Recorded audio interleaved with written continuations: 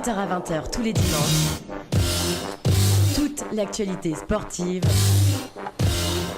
sur Dynamique Radio avec Sport en Bref.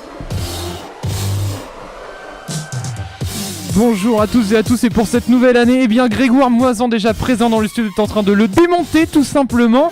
Il a l'air en forme en tout cas, on le reprend dans quelques instants. Mais également à nos côtés pour nous parler un peu de ce qui se passe sur le ski international, Paul Biloquet. Salut Polo. Bonjour, ça commence très très bien Clément avec et surtout qu'il a l'air il est devenu tout rouge d'un coup. Bon, c'est quoi, on va la faire. Ça va mon Greg, vas-y parle quand même dans le micro. On a besoin de Polo le charpentier là pour... Ça y est, micro refixé à la table grâce à Arnaud, on va pouvoir commencer. Et ouais, d'ailleurs celui qui va nous parler des lives tout l'après-midi, qui va nous dire ce qui est en train de se passer sur les terrains de football partout en Europe. Arnaud, salut Arnaud. Bonsoir. T'es en forme Arnaud ? Oh bah comme jamais, j'attendais ce retour, j'étais dans les starting blocks depuis le nouvel an, j'étais là. Et bonne année à tous bien sûr, c'est notre première émission de l'année. Aujourd'hui on va vous parler de beaucoup de choses. On va commencer bien sûr par le tennis et la victoire de Djokovic 3-7-0 face à Nadal. Une vraie démonstration ce matin en Australie. Et également on va vous parler de ski avec Paul, du coup tout ce qui est en train de se passer au niveau du biathlon et les Français qui s'en sortent très bien à l'image de Noël, on en parlera également. La Coupe du Monde de handball se termine en ce moment, on va revenir sur le résultat de la finale dans quelques instants avec Arnaud. Et puis une mention spéciale puisqu'il nous a tous touchés en tant que joueurs, nous qui sommes des amoureux de football. Emiliano Sala a disparu dans la nuit de lundi à mardi au-dessus de la Manche. Plus de nouvelles depuis ce jour. Une cagnotte a été lancée par le club et par la famille. C'est un joueur qui nous a touchés parce qu'on pouvait s'identifier à lui. Il n'était pas le joueur le plus technique, mais le joueur le plus envieux sur un terrain, celui qui donnait du sens au jeu du FC Nantes et qui a fait pleurer tous ses supporters. 1500 personnes étaient présentes à la place royale de Nantes mardi soir. Un joueur qui mérite au moins ça.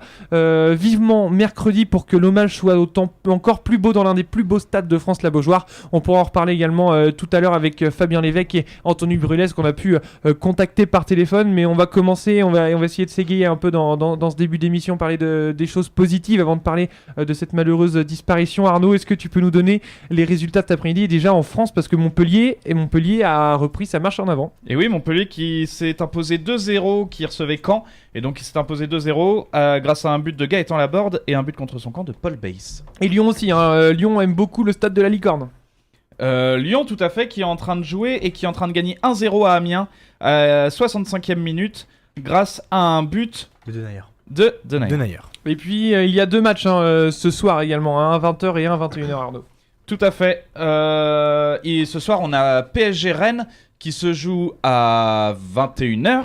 Et on a Toulouse-Angers, gros match, qui se joue à 20h à Toulouse. Match pour pas descendre, donc entre deux équipes moyennes de la Ligue 1. Tout à fait.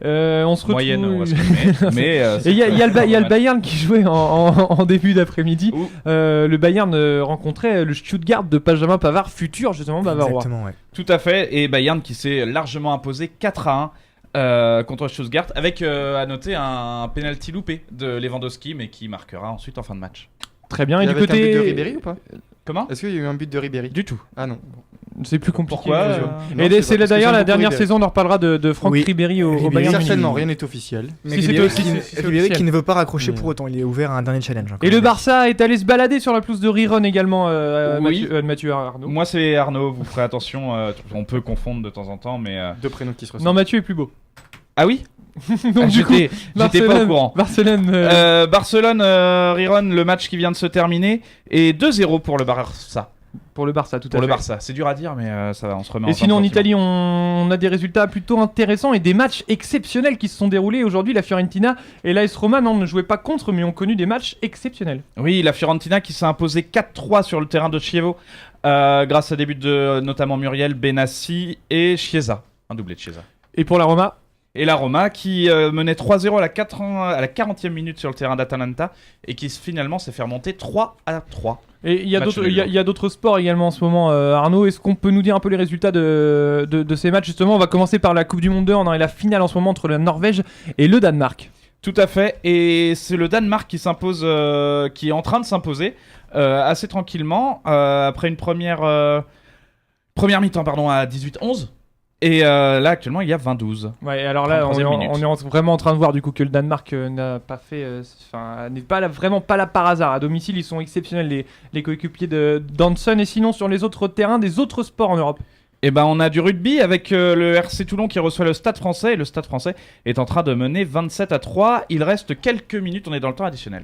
Saison très très compliquée pour le RC Toulon. Ouais, Et c'était ça le match. illustre vraiment bien ce match illustre vraiment bien la saison du RC Toulon qui aura beaucoup de mal à rejouer l'Europe l'année prochaine. Ouais, c'était un peu le match de la dernière chance, celui-là, il fallait absolument le gagner et visiblement ça a l'air mal parti quoi. Et il y a Clermont aussi qui a perdu hier contre Castres à Contre Castres. ouais. Voilà, le championnat de top 14 cette année est beaucoup plus intéressant que ce qu'on a pu voir sur les dernières années d'ailleurs, avec Clermont et Toulon qui étaient vraiment au-dessus. Et on retrouve un Voilà stade que ça- toulousain au meilleur niveau, Tout à fait. puisque voilà, ça faisait Et plusieurs c'est années et qu'ils c'est bon étaient que pas, mais- pour le spectacle, ça, de toute façon. Mais messieurs, on va commencer par le coup de poing du jour, celui qui a malmené Nadal ce matin 3-7-0. Non, il n'y avait pas photo. Non, il a montré toute sa puissance. Il n'a pas perdu un set lors de cette Open d'Australie. Monsieur Djokovic est de retour, mon Paul.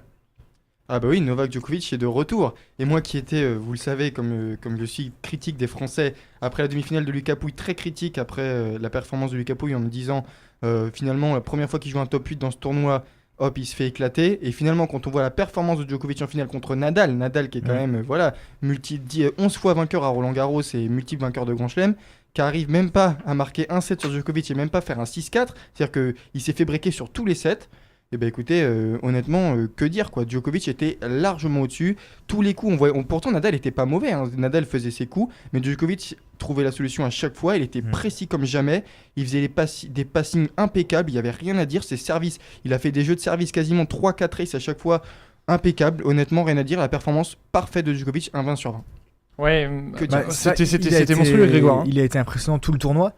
Comme l'a dit Paul, il a pas lâché un set. Personne n'en a pris un. Il a été un petit peu bousculé contre Medvedev à la limite, mais on peut pas dire non plus que c'était qu'il a dû s'employer énormément. Et puis en finale, je crois que ça fait longtemps que j'ai pas vu ou jamais Djokovic à ce niveau-là. Franchement, c'était incroyable. L'intensité qu'il a mis, Nadal n'a pas existé. Et pourtant, voilà, Nadal, Voilà, c'est pas un surtout- peintre, hein, c'est le numéro 2. Hein, donc, c'était juste hallucinant cette finale. Et maîtrisé de bout en bout, 6-2, 6-3, 6-2 ou 6-3, 6-2, 6-2. C'est 6-3, 6-2, 6-3. Voilà, c'est ça. Enfin, Et surtout, en finale entre- de Grand Chelem, quoi. Entre deux hommes qui sont affrontés plus de 27 fois, je crois, énormément de fois. Deux hommes donc, qui, à chaque fois qu'ils s'affrontent, ça fait un duel incroyable. Ouais. L'Open d'Australie, ils avaient fait Là, une il y a finale pas en de duel, 2011 hein. qui avait fait 5h53. Et là, entre les deux premiers sets pliés en 1h15. Enfin, c'est incroyable. Honnêtement, Ouais. de voir un tel écart de niveau entre deux joueurs qui sont censés pourtant s'accrocher à chaque fois qu'ils se rencontrent. Djokovic a dit que Nadal, c'était peut-être le plus grand rival de sa carrière. Le voir une On telle l'a pas vu différence, cet après-midi. hein. surprenant. Très surprenant. Ouais. Et du coup, Djo qui prend son 7ème Open d'Australie, il me semble, et son Exactement. 15e, 15e Grand Chelem, donc il se relance un petit peu dans la course, avec évidemment Federer qui est toujours devant, Nadal aussi, et lui dans la course toujours. Et puis surtout, Donc, pour ne pas critiquer malgré tout tous les médias qui ont annoncé en deuxième semaine, donc quand l'Open d'Australie est passé en deuxième semaine, que ça y est, la nouvelle génération était là et qu'il fallait compter sur eux. Au final, on se retrouve quand même avec une finale avec deux anciens. Faut quand même le souligner que la jeune génération était finalement pas au rendez-vous, en tout cas pas encore. Oui, après t'as quand même C'est des motifs peut-être d'espoir. aussi mais parce que les vieux sont vraiment exceptionnels. Parce Peut-être, que mais, Nadal, c'est pareil. quand il tu perd vois un set, hein. Tsitsipas, Mais Tsitsipas a réussi à battre Federer, donc Tsitsipas, pourquoi Pouille, Mais il y avait Federer n'est-il pas justement sur la pente totalement Ah, mais descendante Federer, Tu sais, ça fait 5 ans qu'on dit ça. et Ouais, puis, mais là, c'est quand même flagrant. il Parce que fallait sur vraiment que ça Medvedev, descende. il arrive vraiment rien pu faire pour le coup. Ouais, après Medvedev aussi a fait un Ah, bon c'était tournoi. Medvedev, je dis Derrière, il embête un petit peu Djoko. Federer, on sait jamais parce que ça fait des années qu'on entend qu'il est cramé, qu'il est fini. Et puis il te prouve qu'en une année, il reprend la place de numéro 1 mondial. Il te prend des grands chelems, donc on sait jamais. Après, c'est vrai que là, je l'ai trouvé un petit peu en dedans, peut-être comparé à son niveau de jeu habituel. Mais bon, voilà, c'est Federer, quoi. Donc on peut pas vraiment lui en vouloir après tout ce qu'il nous a Et donné. finalement, Voilà, hein. Peut-être que cette défaite précoce dans le tournoi est un mal pour un bien, puisque Federer a annoncé juste après cette défaite qu'il jouerait Voilà. Roland Garros, puisque d'habitude, donc quand il fait des gros tournois, il a du mal à enchaîner, puisque donc forcément Ouais. l'âge avancé dans un milieu comme ça où le niveau est très dur, c'est compliqué d'enchaîner à son âge. Mais le fait qu'il ait perdu plus tôt dans le tournoi et donc qu'il va vouloir relancer, trouver des points, il a annoncé qu'il participerait à Roland Garros. Peut-être même que ce sera sa dernière année de carrière et on en parlait déjà en fin d'année dernière. Il avait dit qu'il reviendrait sûrement à Roland-Garros pour sa dernière année. Il revient cette année. Alors peut-être que ce sera sa dernière année. On ne sait jamais. Autant profiter peut-être des derniers mois de Federer au En tout maximum. cas, ça c'est une vraie bonne nouvelle. Pour le coup, moi je préfère qu'il perde là un peu plus tôt comme il a fait et qu'il soit un peu plus tard dans l'année avec nous à Roland-Garros parce que c'est toujours un plaisir d'avoir ce joueur-là, sachant que Roland-Garros c'est chez nous, tout ça, on a l'opportunité d'aller le voir jouer. Moi je trouve ça top. Hein. Je suis d'accord avec toi. Voilà. Profitons de Roger Federer, mais Tant qu'il est là. j'ai envie de parler d'un joueur aussi qui, depuis l'arrivée d'Amélie Mauresmo, s'est totalement transformé. Demi-finale de l'Open d'Australie, qu'on le veuille ou non, c'est une performance incroyable pour un Oui, Français. il a très bien joué. Bien sûr, tout le monde, enfin en tout cas ceux qui n'aiment pas forcément le tennis vont dire que voilà, de toute façon c'est qu'un coup de chance, etc. C'est un Français, donc c'est jamais le cas. Paul Biloquet en est le non, principal bien sûr que invité. non, c'est pas ça. Non, je rigole bien sûr, mais Paul, toi tu crois pas du tout en Pouille, c'est juste un Ah coup de non, chance. c'est pas ne pas croire en Pouille, bien sûr. Honnêtement, bravo à lui, il a fait un beau tournoi. Après, faut pas dire que c'est l'effet Mauresmo. Ils ont commencé à s'entraîner ensemble depuis fin décembre, début janvier. Alors, faut pas me faire croire que c'est l'effet Mauresmo qui le fait arriver en demi-finale. Bravo, honnêtement, à Pouille, il a réussi à faire un bon tournoi. Peut-être que Amélie Mauresmo a joué un petit peu sur le mental, mais c'est pas Mauresmo qui a fait changer son niveau de jeu pour qu'il arrive en demi-finale de l'Open Alors d'Australie. qu'est-ce qui peut avoir fait changer Parce que Alors- l'année dernière il fait vraiment une saison. Je Alors, pense que c'est il dans a, la il a- tête, il a un été, peu, il a été plutôt régulier, je pense que ouais, ça a été dans la tête. C'est Il a dans été la tête. plutôt Justement, c'est régulier. là où je veux dire Je que pense Mauresmo est importante parce que c'est peut-être elle qui joue sur le mental du joueur. C'est Peut-être. là où je Ah veux ouais, en c'est venir. sûr. Pour le coup, peut-être. C'est Elle lui a sûr. fait passer les phases de Pouille, quoi. Voilà.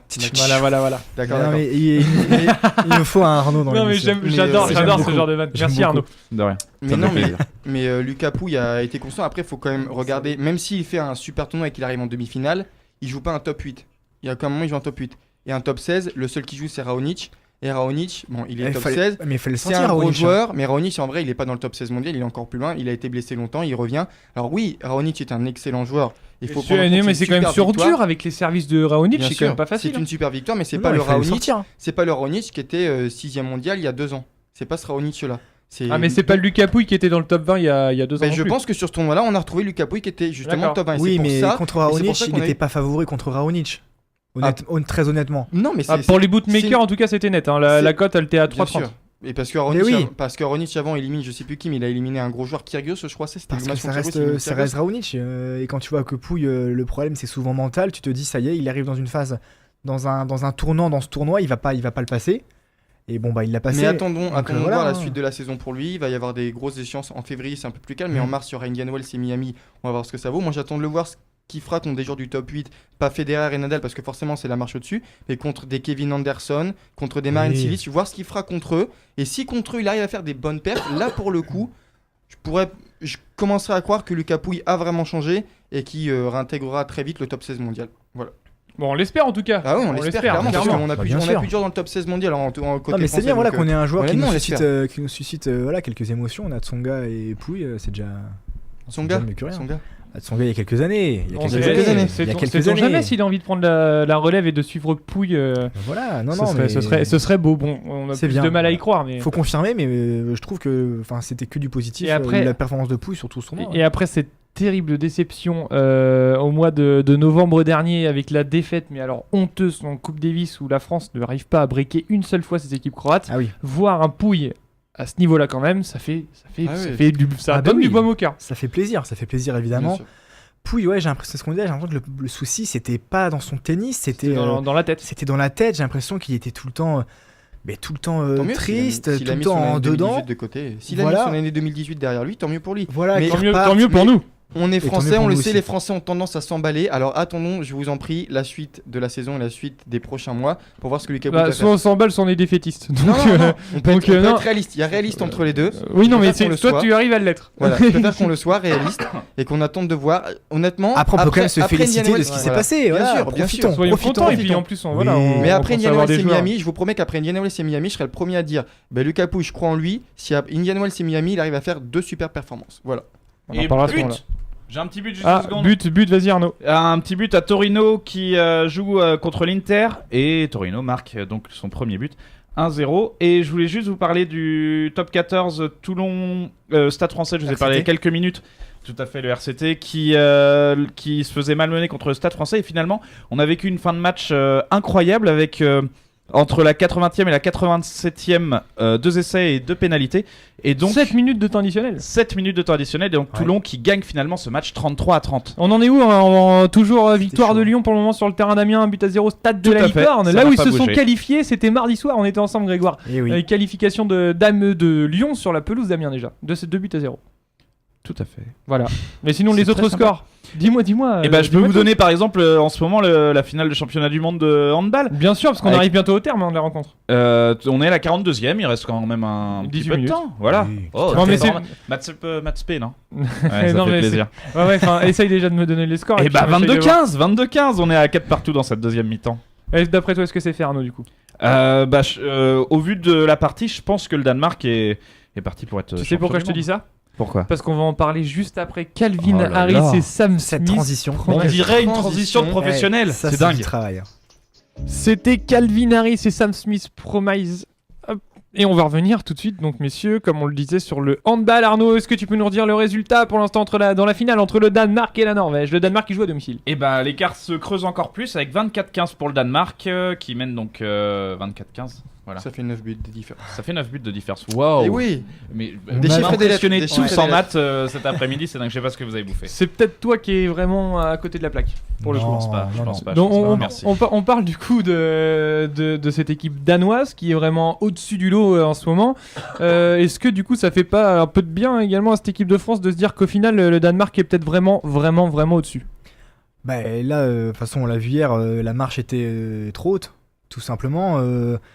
Là, quand tu vois l'équipe du Danemark emmenée par Hansen, qui est incroyable, je crois qu'il est meilleur buteur du tournoi. Ouais, et puis de très Et puis très loin devant. voilà, de très très loin. J'ai plus le chiffre à combien il tourne par match, mais il écrase. Arnaud tout le il va monde. nous trouver ça Oui. sur le site officiel On en voit un de autre. la Coupe du Monde. Mais non, là, le Danemark, bah, est champion olympique, il me semble, hein, c'est ça. C'était beaucoup trop fort. Et puis voilà, après l'équipe de France, voilà, c'était un mélange. Enfin, c'était pas l'osmose parfaite entre les jeunes et les moins jeunes qui sont sur la fin. Voilà. Après, moi, ce qui m'a quand même fait très plaisir, c'est que sur la match de la 3ème place qu'on a gagné, l'équipe de France était vraiment super heureuse, alors que très honnêtement, ces médailles de bronze, on s'en fout tous un petit peu, quoi. Mais Il y a j'ai toujours trouvé cet les aspect joueurs de très pas finir impliqués. sur une défaite. Ouais, et puis surtout Et les Allemands que tu fais 25-25 en match de poule, t'as pas envie de les perdre, ce match-là. Ah bah c'est sûr. Mais c'est ça qui nous met dedans. Enfin, je trouve parce que derrière on tombe sur le Danemark. Donc donc voilà. Après ça c'est des. Après contre l'Allemagne on n'était pas très bien non plus. On égalise à la toute fin. Donc voilà, fallait aussi Contre l'Allemagne. Ouais, contre l'Allemagne. Ouais. Fallait aussi faire mieux dans le match. Donc voilà, on peut peut-être avoir des petits regrets à ce moment-là, mais zéro regret sur la finale. Après, on peut pas non plus en vouloir à l'équipe de hand, elle qui a tout gagné ces derniers temps. Enfin voilà quoi. Enfin, Paul n'est Faut pas savoir, d'accord. on Paul n'est pas On est d'accord. quand même sur 11 médailles sur les 14 dernières. Mais Paul n'est pas compétitions. d'accord avec ça, il trouve Non, pas ah. que ça soit normal. Moi, Vas-y justement, Paul, justement, explique-toi. pour le coup, moi j'ai des regrets parce que le fait que, comme vous l'avez dit, on gagnait beaucoup avant, le fait qu'on n'arrive pas Je à arriver m'occupe en de lui. finale, le fait qu'on n'arrive pas à arriver en finale, justement pour moi c'est regrettable. Parce que moi je m'attendais, je suis habitué à un niveau de performance de l'équipe de France. Et nous À chaque aussi. fois, je me dis bon allez, j'allume TF1 à 18h le dimanche pour regarder la finale de la France. Et là cette fois-là, j'ai pas pu le faire parce que la France elle était pas en finale. Donc voilà. Mais Alors, tu j'ai un peu sais, de regret. alors il y a des choses, tu vas voir, c'est bête, hein, ça s'appelle le sport, c'est assez complexe comme truc. C'est-à-dire qu'à un moment donné, tu peux être très fort. Et t'as une équipe, tu restes à ce niveau qui est quand même plutôt d'excellence, parce que quand même la France reste sur une demi-finale de Coupe d'Europe et se battre contre l'Allemagne, battre contre l'Espagne assez durement, et sur une victoire à la maison en Coupe du Monde. Et d'un coup, t'as cette équipe du Danemark qui est en train de se construire depuis 2 ans, qui est championne olympique, et qui vient et qui, mais C'est des cycles, personne n'a pu les regarder dans les yeux. Bien Donc sûr, à un mais moment donné, je veux bien qu'on soit déçu que la France aille pas en finale, mais quand on regarde juste cette équipe du Danemark, on se fait ok, Mais c'est c'est ça. normal. C'est Parce pas- qu'aujourd'hui, on va en finale contre le Danemark, on se fait défoncer pareil. J'ai quand même le droit d'avoir des regrets. Ah, mais moi, si évidemment. Non mais je trouve ça dommage, c'est tout. tu peux pas regretter d'avoir C'est une des équipe qui cycles. est plus forte que toi. Non mais voilà, c'est des cycles. Après, quand t'as tant Sinon, gagné, tu es belge. c'est dur de retrouver forcément peut-être cette motivation-là, ou même s'ils l'ont, voilà, faire un groupe, parce que forcément, bah, pendant tout ce temps-là, il y a des joueurs qui sont passés, faut mettre les autres au niveau, au diapason, c'est pas évident, c'est un autre travail Ils en sont fait. très jeunes en Moi- plus, moi- hein. mais C'est c'est- la génération bah ouais, 93-94, ils sont très Mais jeunes. ouais, je suis c'est pas ça, d'accord avec et vous, c'est parce que je dur, pense pas c'est qu'on très ait- dur de Attendez, faire ça. attendez, Paul, juste. C'est très difficile de Non, se c'est pour vous maintenir répondre. à ce niveau d'excellence-là, donc on peut pas l'en vouloir. C'est comme ça, c'est dans le sport. Ça me fait un peu penser au football quand l'Espagne avait fait De 2008 à 2012 où ils ouais, dominent voilà. totalement le foot Coupe mondial. du Monde, Euro, tout ça. Quand tu vois qu'ils se sont marchés dessus en 2014 au Brésil, mais tu peux pas leur en vouloir. Tu fais les mecs, ils ont tout gagné, ils ont du mal à peut-être à trouver cette motivation-là, à remettre les jeunes dans le bain. Ça fait partie du sport de trouver justement cet équilibre. Donc voilà, c'est des choses qui arrivent, on peut pas leur en vouloir, tu vois. Je sais pas, moi je pense qu'on n'avait pas une équipe moins forte que la Norvège. En tout cas, en regardant les joueurs. Ah non, mais je pense qu'on peut battre la Norvège. On est d'accord. Ah, ben la Norvège, oui. La Norvège, totalement. Ah non, le Danemark, c'est bien différent. Non, c'est le beaucoup. Danemark. Mais Non. attends, moi qui vais voir souvent les matchs du PSG Hand, qui y vais depuis 2-3 ans. Tu vois Hansen, Quand tu d'ailleurs. vois Hansen, non mais Bah oui, justement, bah oui. parce que l'année dernière c'était pas le même joueur. Hein. Je l'avais vu. Parce Bah que oui, cette quand année, il est monstrueux. Ah oui. Cette année, il est monstrueux. Il va te mettre des buts, tu sais même pas d'où sortent les frappes. Il fait des tirs à la hanche qui sont monstrueux. Monstrueux, mais quand on dit que les gardiens n'ont pas été bons, mais c'est pas vrai. C'est juste que les 3 tireurs en face, ils sont tellement forts. Oui. Ils sont tellement forts. Et il est à moins de 30 positions. Enfin, les gardiens sont à moins de 20%. J'en veux pas à Vincent Gérard. Ni à Cyril De toute façon, Dumoulin. tous les Et j'en veux joueurs- même tous pas les la joueurs défense. te le disent, et, J'en veux même ils sont pas tombés sur plus fort, ils Parce sont que tombés sur la plus fort, c'est comme ça, défense voilà, française est tu peux une pas- des meilleures défenses du monde. Oui. C'est une des meilleures défenses du monde. Si à un moment donné, tu arrives à mettre autant de buts que ça veut dire que tu es clairement au-dessus. Mais là, ils sont au-dessus de tout le monde parce que peu importe qui joue, la preuve, hein, la Norvège, c'est quand même pas des pipes. Hein, et ils sont en train de prendre une tôle en finale. En tout cas, ce soir, j'aurais appris 2 choses. Joko, c'est pas un peintre, et la Norvège, c'est pas des pipes. Et ça me fait plaisir d'être là avec vous. J'en apprends des choses tous les soirs. Ça fait plaisir, Arnaud. Ça fait plaisir Bah. de te voir ici au micro. Bah oui, j'apprends gentiment et je peux vous dire qu'actuellement c'est 26-16 pour le Danemark qui crée encore plus la surprise. Combien de différence de but, Paul? 10. Oh là là. Là, c'était plutôt simple. J'en ai marre. Et donc, du coup, non, Paul, ça te parle pas de voir le Danemark qui met 10 buts de Ah, bien différence sûr que en oui. finale de la Coupe du Monde, c'est toujours déçu. Mais après, c'est contre la Norvège. Moi, je pensais que. Mais la Norvège a le niveau de la France à peu près. Hein. C'est pour moi, du la kiff-kiff, France- hein. Pour moi, la France au-dessus de la Norvège. Pour moi, la France au-dessus de la Je suis Norvège. pas sûr parce que regarde, on fait match nul contre les Allemands en s'en sortant très bien avec un but de 10K même à la fin. Regarde l'effectif de la France et regarde où nos joueurs jouent, dans quel club ils jouent. Non mais les Norvégiens, résultats- les Norvégiens jouent dans les mêmes clubs que les Français. Mais donc, on doit pas Donc, avoir je 8 te buts dis d'écart. même- non, je te- Donc, on je doit te- pas avoir 8 buts d'écart à l'arrivée. Je te parle des Norvégiens. Pas des Danois. À chaque fois, je confonds, pardon. Mais donc, les Danois, regarde par rapport Les aux Danois. Danois, et les Français. non, les Danois sont plus forts parce qu'ils jouent tous en Bundesliga. En Là où Allemagne, les Français ouais. jouent partout. Et la Bundesliga, quand tu regardes les clubs allemands, parce que là la différence entre le hand et le foot, c'est que tu regardes pas la Ligue des Champions. La Ligue des Champions, elle est pas jouée par les Ah oui. clubs allemands. Ils s'en Sinon, foutent, hein. je te promets Ils s'en que foutent. Paris, Nantes, Oui. etc. Ça serait beaucoup plus compliqué pour eux. Je te Ouais. le dis franchement. Et il y a Ouais, tous les c'est vrai. Danois, Ils s'en tous les foutent, hein, Danois. les Allemands de la Coupe de Regarde la Ligue des Rhein-Neckar, Champions. le seul exemple. Cette année, j'ai été voir Paris Rhein-Neckar. Rhein-Neckar a fait jouer l'équipe bis et Paris gagne de 1 point, ric-rac à la fin sur une frappe de Nicolas Karabatic. Peut-être, mais Kiel la joue tous les ans et Kiel. Les Français. Oui, Les mais- Français, les Norvégiens, les Je te Danois. sors ils que le- l'équipe les Allemands- l'équipe de Kiel en Allemagne. Ah oui, ah, L'équipe d'accord. de Kiel. Ah oui, Je suis en d'accord. train de Voilà. Kiel, C'est Kiel, oui, oui, non. moi aussi. Ok. L'équipe de Kiel en Allemagne la joue tous les ans à fond et cette année l'année dernière ça n'a pas marché, c'est les Français qui sont arrivés au bout. Il y a quand même Ouais, mais oui, mais les clubs pourquoi- allemands- les pourquoi- clubs allemands sont pourquoi ils très vont- bons, les clubs allemands sont très bons d'ailleurs quand un Maï joue dans le championnat allemand et donc ça prouve quand même que Non, c'est mais il y a tous les un super Karabatic championnat. qui sont passés. Meyer, mais il pour est te passé dire que pendant toute sa carrière quasiment. Le FC Barcelone, c'est pas non plus le FC du coup, c'est pas le FC mais le club Si, de si, c'est le FC c'est le FC Barcelone. Barcelone. Bon, le FC Barcelone n'est pas une équipe de pipe non plus et les clubs français les ont quand même Laissez surclassés. ces pipes tranquilles, s'il vous plaît. Donc non mais je pense que enfin en tout cas j'ai un petit côté un petit peu déçu parce que je pense que même 8 buts d'écart c'est beaucoup. On aurait perdu encore 35-34. Je dis bon allez, c'était serré, un coup ça passe pour la France, un coup ça passe pour eux. Bon allez, c'est pas trop grave quoi. Mais 8 buts d'écart. Mais là, la On est marche sur était un trop haute championnat quand du tu vois qu'ils sont à plus 10 en finale, Paul. Oui, mais contre la Norvège. Non, mais oui, mais La Norvège, on est en train de t'expliquer qu'ils la- ont la le niveau de la Norvège, France. Et pour moi, ils ont un niveau Mais oui, mais c'est similaire. parce que tu suis Non, pas mais le hand. Si on D'accord, est mais non, je suis pas le hand. dans le pire des Mais non, cas, mais c'est pas, non, mais- c'est pas méchant ce que je veux dire. C'est mais- juste que quand tu vois les Norvégiens, ils jouent au même niveau que les Moi, j'ai Français. suivi- j'ai Et ce suivi qu'on la essaye de t'expliquer, c'est que les Danois jouent en Allemagne et que le niveau est encore plus élevé. Et le problème, c'est que les Danois, quand tu vois Hansen, eh ben, c'est le meilleur joueur de Paris. On a tous les Français, mais le meilleur, c'est Hansen. Ah oui, mais un joueur ne fait pas une équipe. Non, donc, mais il y a 3 joueurs qui sont du niveau Après, d'Hansen en depuis le début de la Hansen, on fait compétition. beaucoup. Bah oui. Non, mais je la sais marche pas Et quoi les- dire. et les- Je suis et pas les- déçu. Et les Français sont également très jeunes. on Hein. peut C'est être une dessus, toute nouvelle mais génération. faut pas leur en vouloir. Bah oui, voilà. Après, Mais- ça va être un travail de. Il y a- Ils sont comme ils l'a sont fait jeunes, le- ils sont jeunes, comme on l'a a fait aussi le des- Danemark, là. Des bons joueurs entre 25 et 30 ans qui sont censés aussi faire partie des meilleurs du monde. Je pense à Valentin Porte, à Quentin Mahé. Valentin Porte a quasiment pas joué. Hein. Valentin, mais il a quand même joué. Moi, Il a j'ai vu pas quasiment, mal de il a quasiment pas joué parce que du coup sur le côté, celui qui a pris sa place au fur et à mesure, c'est Richardson.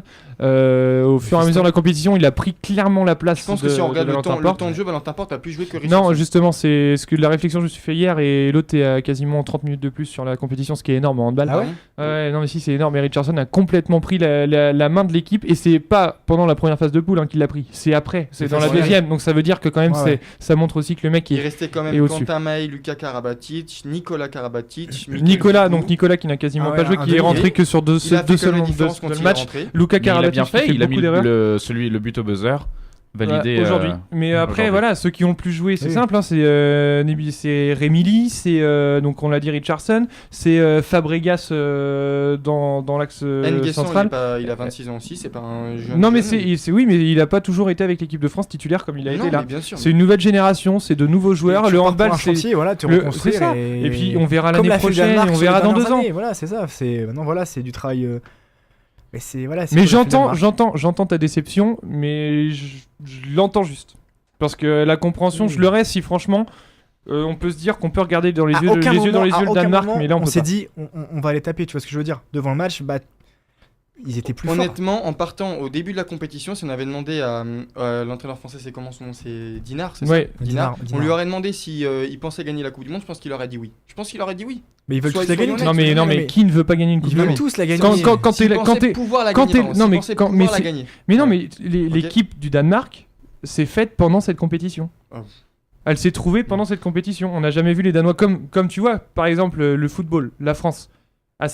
L'équipe s'est créée, s'est soudée pendant cette compétition, pas en amont. Et c'est dans toutes les compétitions internationales, ça se fait comme ça. T'as quand même des éléments de réponse en amont pour voir si ton équipe elle va être costaud ou pas pendant une compétition. Ah, moi j'avais la preuve que la France allait être costaud vu qu'elle était la meilleure Non, mais défense de championnat du Tu sais monde. que la France va aller dans le dernier carré, va aller loin. Sur les 10 dernières compétitions, sait. 9 demi-finales Bah et voilà. 5 victoires finales. Avec tout ce qu'on a, enfin le niveau qu'on a, enfin qu'ils ont, parce que voilà, moi j'y joue pas, mais enfin quand tu vois les performances qu'on a fait, tu sais que tu vas faire un beau parcours. Après tu tombes sur l'épouvantail, voilà, on s'est fait sortir, c'est comme ça. Hein. En tout cas, on sait qu'on préfère regarder un France-Danemark au handball qu'au foot. Ah bah ça fait pas le même 0-0 en tout cas. Hein. On est c'est plus vrai que tranquille. c'était Mais c'était quelque chose. c'était aussi. quand même assez dur à regarder ce Ouais. match-là parce que franchement les Danois nous ont totalement dominé et marché dessus. Il y a eu un but Il y a eu un Espagne. but en Espagne, Athletic Bilbao qui joue contre Betis, le futur adversaire de Rennes en 16e Mais de qui t'a finale. glissé ça Arnaud? Oh là là, mais un génie qui me parle dans ma petite oreille de temps en temps. Et donc 1-0, un but de Iker Mounien. Je sais pas comment ça se dit. Très, Mounien très bon Mounien Mounien Il a un prénom, il y a trop de... En fait, Mounienne, on dit. Mounien. Eh ben j'étais bon, Mounien. Ou Mounienné d'ailleurs, je sais pas exactement. Il n'y a pas de Très E à bon la joueur, fin. Mounien. Bon Paul, dans quelques instants on se retrouve pour parler un peu de ski et de NBA. Exactement. Il Enfin, est pas que moi. 18h53, non pas que toi bien sûr. Ah bon mais si tu veux t'en aller, Si, Grégoire, parce tu nous que préviens nous, parce que là, sinon on Le ça est va pas- être- skate, c'est deux espèces de planches que tu mets sur chaque pied et qui te permettent de descendre sur la neige. Voilà, Ah je te ouais le dis quand même. Ouais. Retrouvez les tutos de polo tous les Jamais samedis vu. soirs sur D'ailleurs, YouTube. Jamais vu. On va en parler, d'ailleurs c'est très intéressant d'en parler, surtout n'hésitez pas à regarder parce que le biathlon commence vraiment à devenir intéressant et c'est le d'ailleurs ski alpin toujours aussi. et le ski alpin également. Bon, ça reste un peu en deçà, personne voilà, les chaînes ne se battent pas forcément pour ce sport mais qui Mais est il y a pour des autant championnats du monde qui arrivent et je peux vous annoncer qu'il y aura qui est pour autant un sport très intéressant. Et surtout si le ski alpin qui a le fromage. Voilà, merci, bonsoir. On va se quitter sur cette blague d'Arnaud Mabon qui est en forme, il est vraiment en forme. Arnaud. Ah, je vous préviens, c'est le On dimanche vient de bonheur. perdre Hein. 3 auditeurs. Il nous en reste donc Merde, 3. on est en négatif. C'est ça. Bon allez, c'est au tour de Lenny Kravitz avec l'eau de passer à l'antenne de Dynamique Radio. On se retrouve dans quelques instants, il est 18h54. Juste après, on vous parlera de ski et bien entendu de notre très cher Martin Fourcade. À tout de suite. Ah, ça fait du bien d'entendre Lenny Kravitz sur Dynamique Radio. On se retrouve maintenant pour vous parler de ski alpin. Ça tient à cœur à Paul. Voilà, Faut le dire. C'est bien. C'était le lancement, c'était Faut le à dire. l'école. Allô Paul, vas-y, Ça parle-nous te de tient à ski. cœur. On a eu une bonne transition tout à l'heure, on Alors, peut pas avoir non ce plus. week-end, Ah non, non, attends, On peut pas trop attends. demander Tu non veux plus. que je fasse mieux? On va tout de suite parler de ski alpin avec Paul. C'était en Autriche, à Kitzbühel, que ça se passait ce Exactement. week-end. Et je veux demander quand même les résultats du jour parce que je crois savoir que les Français s'en sont très bien sortis. Alors Kitzbühel, c'est il faut mieux. quand même le Bravo. rappeler. Voilà, merci, bravo. Tu vois quand tu Une veux. belle ambiance de salle de radio. Kitzbühel, pour ceux qui le savent pas, comme Clément, Kitzbühel c'est la Mecque du ski alpin, c'est-à-dire que c'est en Autriche, c'est là que voilà que tout se passe. S'il y a un rendez-vous à gagner dans l'année, c'est Kitzbühel. Et donc généralement les Français ont l'habitude de plutôt bien briller, même si ça faisait 2 ans que c'était un peu plus compliqué. Et aujourd'hui c'était le Super G, donc c'est entre la descente et le géant. Voilà un Super G. Alors c'est quoi la différence entre une descente et un géant? Pour ceux qui alors, nous la chance, écoutent c'est et qui avec connaissent plus- pas plus- forcément. Plus de portes et donc plus de slalom. C'est pas un slalom. Donc plus de portes, c'est-à-dire que tu rentres dans des maisons, tu passes et... D'accord, des portes, c'est des piquets Merci sur, pour cette vanne. piquets sur la neige. Voilà. Je me mets au Ok. niveau d'Arnaud Mabon, excusez-moi. Donc, J'en ai bien loin. L'insulte, bien loin. c'est atroce. c'était donc aujourd'hui un super géant. Voilà. Donc en une manche. Et Johan Claret, le français, a fait son premier podium à 38 ans. Voilà, donc deuxième. Plutôt une très bonne Il arrive à la fin de sa carrière par contre. Une très bonne performance, oui, mais en ski, ça va, ça glisse tout seul, donc il n'y a pas besoin d'être. Faut juste plier les genoux et. Si ça Non, glisse je en rigole. ski alors. Je rigole. Et c'est Tout va Dominique Paris, l'Italien, qui a remporté la course. Voilà. Hier, on avait donc encore mieux le slalom, messieurs, avec Clément Noël. Voilà, Noël. alors c'est qui cette petite star comme tu On en tu me avait, l'as on pu en avait m'écrire. parlé, si tu t'en souviens bien, Clément, au Si, début de l'année. c'était la dernière émission qu'on ait pu faire Voilà. et dont on a parlé Et de j'avais dit Clément que Noël. cette pépite, on en reparlerait parce que c'était quelqu'un de très Visionnaire. intéressant. Il a 21 ans, voilà, et Madame il vient de Yarda. gagner son deuxième slalom consécutif devant la légende du ski. C'est exactement le Roger Federer du ski, qui s'appelle Marcel Hirscher. Il Oui. gagne tout sur son passage. Ça, c'est vrai. Mais il a une avance incroyable au championnat du monde, enfin au classement Ça de fait plaisir au que classement Clément de la Noël Coupe ait du passé les fêtes en tout cas. Merci. C'est énervant. Est-ce qu'on passera cette fin d'émission ensemble déjà? Pas sûr. Mais voilà, ça c'est autre chose. Bref, et donc Clément Noël qui a remporté son deuxième slalom consécutif avec également une très bonne performance de quelqu'un qui lui pour le coup enchaîne les podiums même s'il ne gagne pas. C'est que Alexis Pinturo, voilà, qui a Ah, aussi on fait le podium. connaît lui, on le connaît depuis Voilà. longtemps mais il gagne jamais rien lui. Voilà, il gagne pas, mais il fait des podiums et il est troisième au général de la Coupe du Monde, donc c'est plutôt une très bonne performance. Donc on a deux Français en ski alpin qui marchent très très bien, plus donc maintenant un du côté donc plus de la descente et du super G, Johan Claret qui commence également à bien marcher. Donc honnêtement, avec les championnats du monde qui arrivent très bientôt, donc en février, je crois que c'est mi-février, il y a de très très bonnes choses à espérer puisque donc les Français sont en pleine bourre et ils enchaînent les podiums actuellement. On vient de passer 2 minutes 30 là, Paul. Oui, mais on a encore du biathlon. hein. Ah bah oui, parce que j'ai dit à Paul, On on peut parler de s'arrête pas ski 2 minutes 30. Non, c'est moi qui ai, Ah c'est oui, moi qui ai vas-y. négocié le Et mi-temps, donc ça du devait être coup, moins. 2 minutes 30, on va continuer quand même parce qu'il y a un sport qui nous tient à cœur, d'ailleurs surtout à toi Grégoire je sais, le biathlon avec Martin Fourcade qui a beaucoup de mal cette année Paul. C'est vraiment Johannes Beu, c'est en Italie cette fois à Anterselva Exactement. où ça se passait et c'est encore Beu qui a marché, j'allais dire sur l'eau mais non sur la neige. Ma start aujourd'hui, donc avec les messieurs, on prend les 25 meilleurs de la Coupe du Monde plus les 5 favoris donc à Anterselva, les 5 meilleurs d'Anterselva. Et c'est donc Quentin Fillon-Maillet, le français, qui l'a emporté devant Johannes Beu. Donc c'est pas Johannes Beu pour le coup qui l'a emporté, un français. Ah c'est D'accord. alors qui l'a emporté? C'est Quentin Fillon-Maillet, je viens de le dire. mais Quentin je vous Fillon-Maillet. dis- je vous Mais dis- non c'est parce que attends je vais te dire tout. Greg il me pose Parce une que j'ai une question. question pour toi, Paul. C'est pas que je t'écoute pas. Quelle était la dernière compétition du biathlon avant celle-là?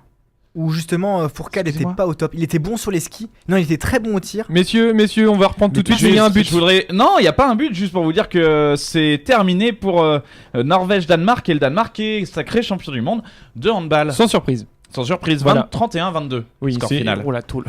Tu parles, Bon, tu parles- vas-y. tu parles de Grégoire. la dernière course ou de la dernière, le dernier lieu avant Anterselva? Le dernier lieu. Ah, alors là, pour le coup, je crois que c'était en Allemagne, à Ruppoldi, Ouais. mais j'ai un doute. Et ben, Je vais pas m'avancer. je sais Worf plus Liesen, trop où peut-être. c'était. Orphilsen, je crois. Et déjà là, on voyait que Fourcade était moins bien. Il était très très bon sur les skis. Ah, mais non, justement. Il était très très bon au tir, Voilà, mais sur exactement. les skis justement. Mais il a Ça un petit n'allait coup de pas. main. Mais même lui, il explique pas. Donc Et, c'est-à-dire que c'est pas que la dernière étape de Coupe et du donc, Monde. Voilà quoi. Ça fait pose 10 problème, courses, normalement. 10 courses consécutives qu'il est sans podium, Martin Oui. Fourcade, donc c'est assez compliqué, on va pas se mentir. Mais comment dire, c'est peut-être pas sa meilleure année, lui-même l'explique pas, il sait pas trop pourquoi, parce que bon, l'âge joue quand même, Johannes Beu est plus jeune que lui, on va pas se mentir, mais on voit son frère Johannes Beu, Tarjei Beu, qui arrive à monter sur le podium, Martin Fourcade n'y arrive pas. Alors je pense qu'il y a autre chose que là, je pense qu'il y a des réglages qui sont pas faits, il y a une préparation qui est peut-être pas la meilleure pour lui. En tout cas, Une si on usure prend... aussi peut-être. Exactement. J'attendais tellement une blague d'Arnaud. Avec les deux frères Beu, je me suis dit, il va dire, Non. eux, ils ont pas mis la charrue. Enfin, je suis Non, je désolé. m'intéressais juste pour vous dire qu'Amiens-Lyon c'est terminé et Lyon a donc gagné 1-0 sur le terrain d'Amiens. On pourra parler tout à l'heure. Désolé, Paul, mais je le voyais tellement venir cette Non, blague. non, pas de souci, pas de souci. Mais donc, J'ai rien dit. donc, pour quand même donner une présentation globale du biathlon, le biathlon se passe plutôt bien pour les Français, puisque donc on a globalement à chaque fois au moins 4 ou 5 Français dans le top 10. Là encore aujourd'hui pour la Mastart, on a eu 5 Français dans le top 10, donc à savoir Simon Détieux, Martin Fourcade, Quentin Fillon-Maillet, Antonin Guigona et Emilien Jacquelin. Non, ça fait 6, donc il y en a que 5. Il y en a un des 5 qui est pas. Bref, on a généralement 5 Français dans le top 10, ça se passe plutôt bien, même si Martin Fourcade ne monte plus sur le podium, ce qui est un peu problématique, on va pas se mentir, parce que c'est notre coqueluche et c'est le Français qu'on a envie de voir briller, puisqu'il jusqu'ici brille à chaque fois. Il a 74 victoires en Coupe du Monde. Malheureusement, c'est pas son année. Johannes Beu, on peut l'annoncer, je vais vous l'annoncer en avant-première, même s'il reste encore pas mal de courses. Sera champion du monde, Sera c'est ça champion du monde, il Il y a des gagnera chances, le globe de cristal de la spécialité, Spoiler. enfin, de toutes les spécialités. Donc voilà, attendons maintenant 2020 pour Martin Fourcade s'il a encore envie de continuer. Est-ce que Peut-être c'est qu'il aura décevant du coup la saison de Fourcade là? Ah bah la saison de Fourcade est décevante. Je pense que lui-même le sait. Je pense que voilà. En Oui. plus quand on a Martin Fourcade, c'est le maître de cette discipline comme les Marcel Hirscher pardon en ski alpin. C'est le maître de la discipline. Ne pas le voir briller, c'est surprenant. Donc je pense que tout fan de Martin Fourcade doit être déçu. Donc moi le premier. Et après, qu'est-ce qu'on peut attendre donc du coup du ski français juste cette saison? Du ski français, que du bon. Pour l'instant, tout se passe bien. Donc, que ce soit en biathlon, en ski alpin, tout se passe bien. Il y a des championnats du monde qui arrivent bientôt. Parce que les JO, maintenant, il faudra attendre 2022. Mais il y a des championnats du monde en biathlon et en ski alpin qui arrivent. Et je pense qu'on peut attendre de beaux podiums et de belles médailles d'or. Avec également donc, des jeunes qui arrivent. Je pense à Clément Noël en ski alpin. Et également à Emilien Jacquelin ou encore Quentin Fillon-Maillet qui est pas si vieux que ça. Je crois qu'il a 25 ou 26 ans.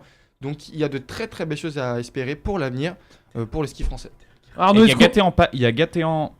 Allez, tu voulais me dire? Non, vas-y, essaye de faire Non, il y a Gaëtan Pack qui arrive aussi prochainement. Bon, est-ce que tu peux nous faire un peu le tour des résultats là, juste avant de parler Ce qui se passe basket? Et bah Düsseldorf en Allemagne, c'est le Red Bull Leipzig qui gagne toujours 3-0. Ça n'a pas bougé. L'Athletic Bilbao mène toujours 1-0 face à Betis. Torino Inter c'est la mi-temps et Torino mène toujours 1-0. Et Chelsea Sheffield Wednesday en FA Cup vient de partir 0-0. À noter que Crystal Palace jouait aussi en FA Cup cet après-midi contre Tottenham. On fait un peu le tour de ce qui s'est passé cet après-midi également. Est sorti 2-0. Est-ce qu'on peut faire le tour de ce qui s'est passé un peu cet après-midi également? Oh oui, bien sûr. Juste retrouve ça tout de en suite. attendant qu'Arnaud retrouve celui-là. ses feuilles. Dans le game, dis-moi. Et ben je trouve que là c'est l'Inter qui rate un peu le coche avec cette défaite pour l'instant au Torino parce que devant ça avait fait des matchs nuls avec donc l'Atalanta avec la Roma qui avait fait 3-3 et c'est pareil, le Milan avait aussi fait match nul, donc là l'Inter pouvait revenir et consolider vraiment sa 3ème place aujourd'hui. Et donc voilà, là ils sont un petit peu en train de rater cette occasion là. Donc voilà. Ouais, il rate cette occasion. On va tout de suite pouvoir passer donc du coup à la NBA. Au téléphone avec nous pour parler avec Paul Maxime Lavandier. Salut Max. Salut tout le monde, salut Yo l'équipe. Maxime. Waouh. Ah, Il est avec nous, c'est dingue. Il a l'air en forme. On dirait Maxime. qu'il est là. Ah ouais, ça va, ça On a- va. on a un Écoutez, guest avec nous, quoi, c'est tranquillement, incroyable. tranquillement. Bon, et dis-nous Max, dis-nous pour toi en ce moment NBA, de quoi est-ce qu'on doit parler vraiment? Est-ce qu'il y a une équipe ou des joueurs qui sont en train de faire la différence aux États-Unis? Des équipes. Tu sais qu'on est en direct, Maxime, quand même. Oui, le Ouais, je sais. C'est vrai que je voudrais quand même déjà faire un point et noter un peu le retour en forme de notre ami français Joachim Noah, qui est auteur d'un très bon match avec les Grizzlies. Et après voilà, on connaît les équipes habituelles, Golden State qui encore écrase tout avec une 10e victoire sur les Celtics en plus. Voilà. Est-ce que Maxime, comme moi, tu es impressionné en ce moment de James Harden? Est-ce que tu le trouves pas quand même stratosphérique? Le mec Bah, a quand même 6 points de plus par match que sa saison. Ouais, exactement. Et il se rapproche de plus en plus. Enfin, la dernière fois qu'on a vu ces stats, c'était Kemba Chamberlain. Ça commence à date. De il y a un peu 62, longtemps. 1962. Mais c'est très bien parce que, comme on a pu le voir en début de saison, lui, à l'image de son équipe, était vraiment à la peine. On s'était dit que, après voilà, son trophée d'MVP, il s'était calmé et je pense on pensait tous qu'il allait arrêter.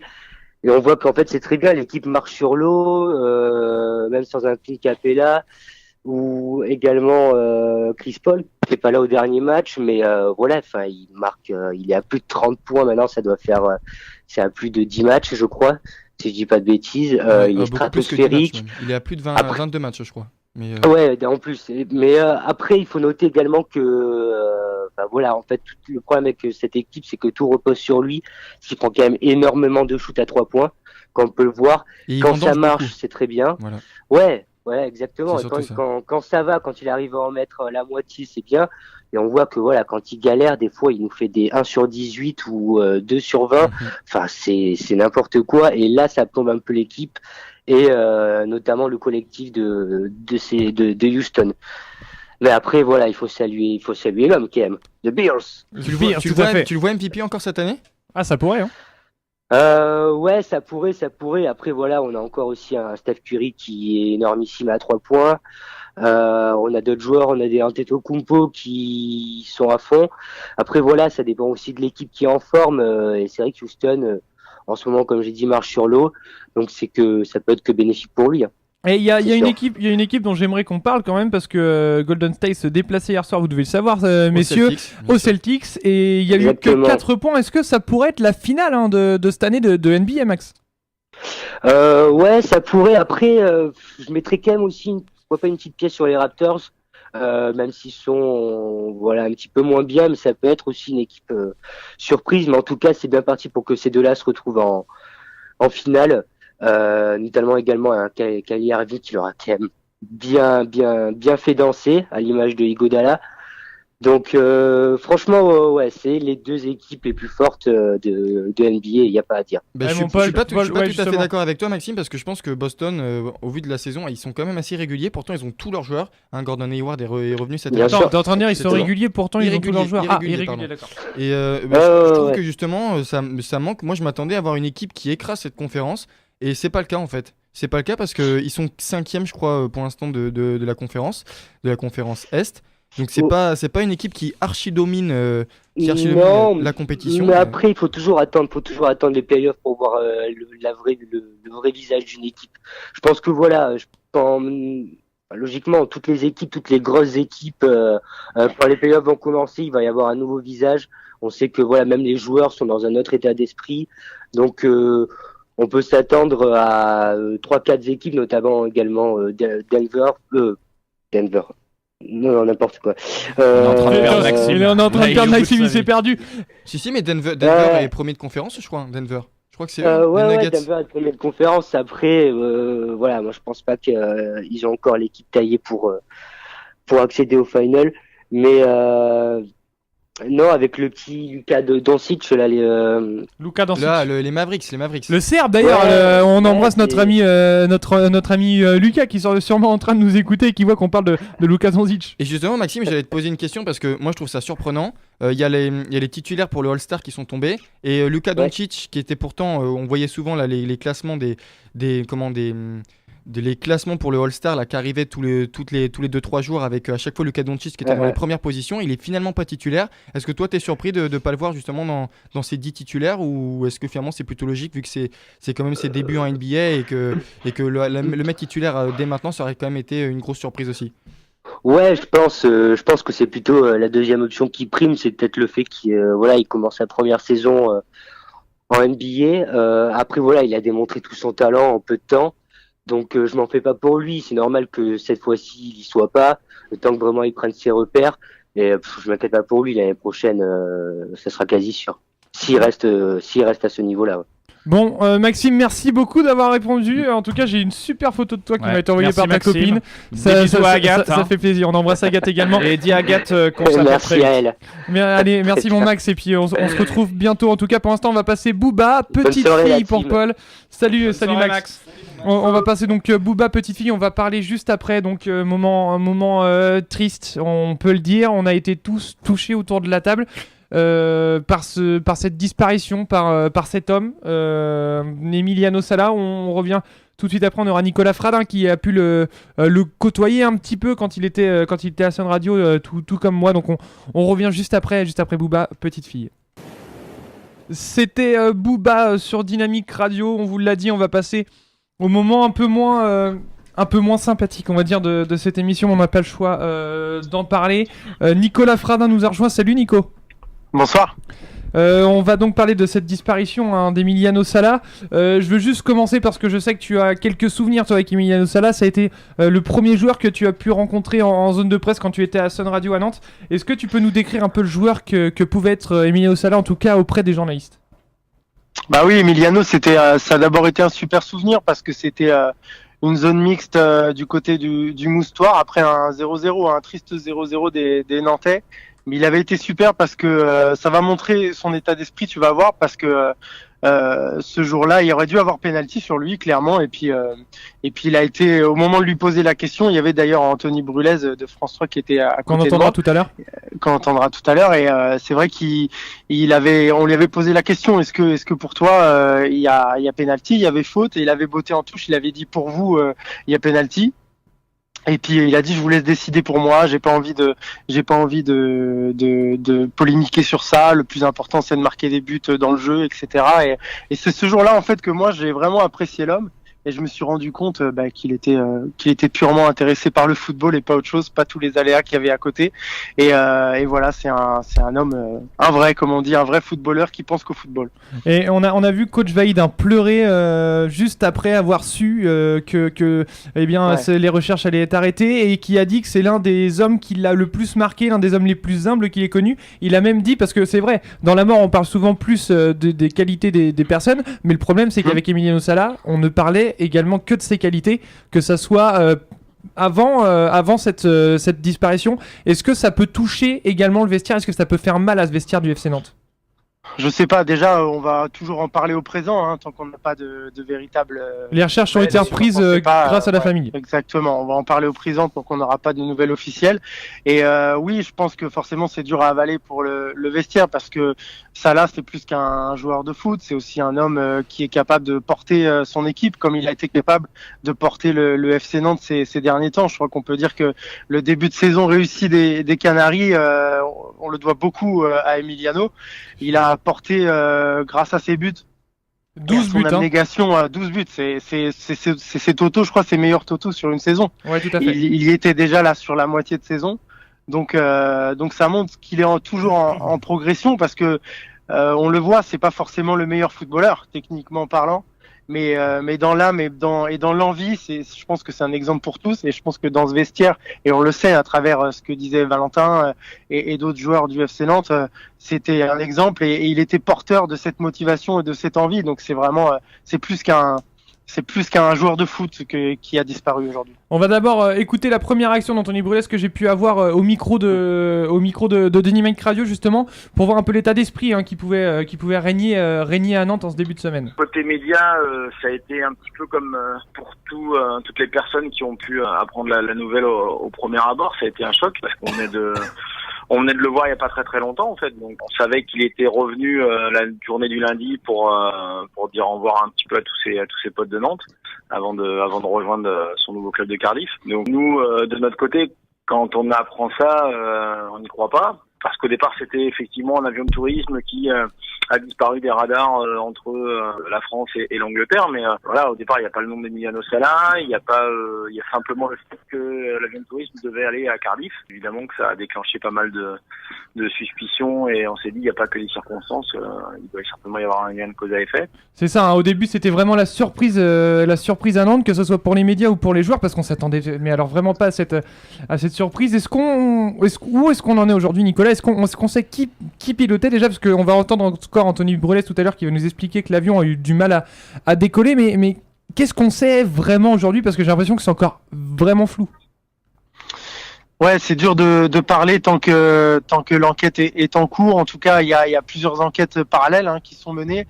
Il faut savoir pourquoi c'est Robson qui a conduit cet avion, qui a piloté cet avion, qui a demandé à ce que ce transfert soit fait, parce que ce transfert aérien, ce transfert, ce vol, à la base, les dirigeants de Cardiff avaient proposé un vol commercial à Emiliano, qui a finalement refusé, et c'est par l'intermédiaire de McKay que ce vol a été organisé. Donc je m'avancerai pas trop sur les données, sur les choses qui ont déjà été dévoilées, parce que tant que l'enquête de police n'est pas terminée, et tant que ces faits n'ont pas été dévoilés officiellement, il faut pas trop parler, et pas parler trop vite, mais en tout cas il y a des zones de flou.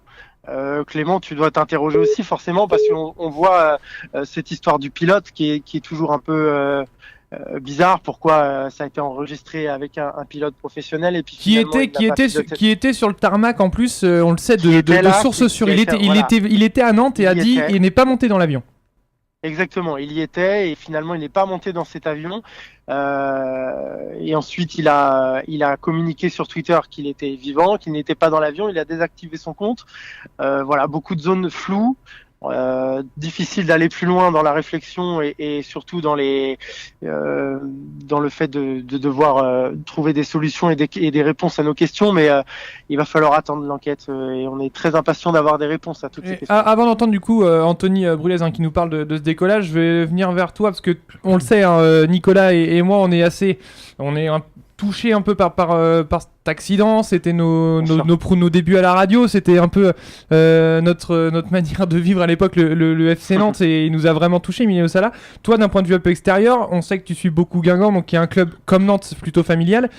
Est-ce que les points flous comme ça, est-ce que toi aussi on le ressent dans toute la France, que on veut savoir où il est, on veut le retrouver en fait?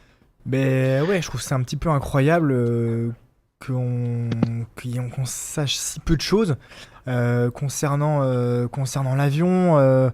À ce qui paraît aussi, il y a eu des problèmes au décollage de l'avion, ils avaient dû s'y reprendre à plusieurs fois. C'est ce qu'on va entendre, Anthony Brulès qui va nous expliquer D'accord, ça ok. juste après. Ouais, ça, je trouve ça juste aberrant. Donc voilà, tout ce qui est ces zones d'ombre là, ça me surprend un petit peu. Voilà, après pour parler plus d'Emiliano Sala en lui-même, je le connaissais pas aussi bien que vous. Moi, c'était juste un personnage de la Ligue 1, parce que c'est vrai que Sala, ça faisait quoi, 3 ans et demi qu'il était à Nantes. À Nantes, il avait fait Caen avant, Bordeaux, et Voilà, même c'est avant, il ça. était dans les entraves en France. Il Ouais, était en Il national avait fait des prêts. à Orléans, et Niort. puis en Ligue 2 à Niort. À Niort. Voilà. Ouais. Donc ouais, c'était quand même un personnage. Je le connaissais pas personnellement, mais c'est vrai que ça avait l'air, comme tu l'as dit, d'être un gars bien, un gars simple en fait. Et puis c'était pas forcément un joueur beau à voir jouer, mais ce qui était bien, c'est que ce que j'adorais chez ce joueur-là, c'est que c'était un chien.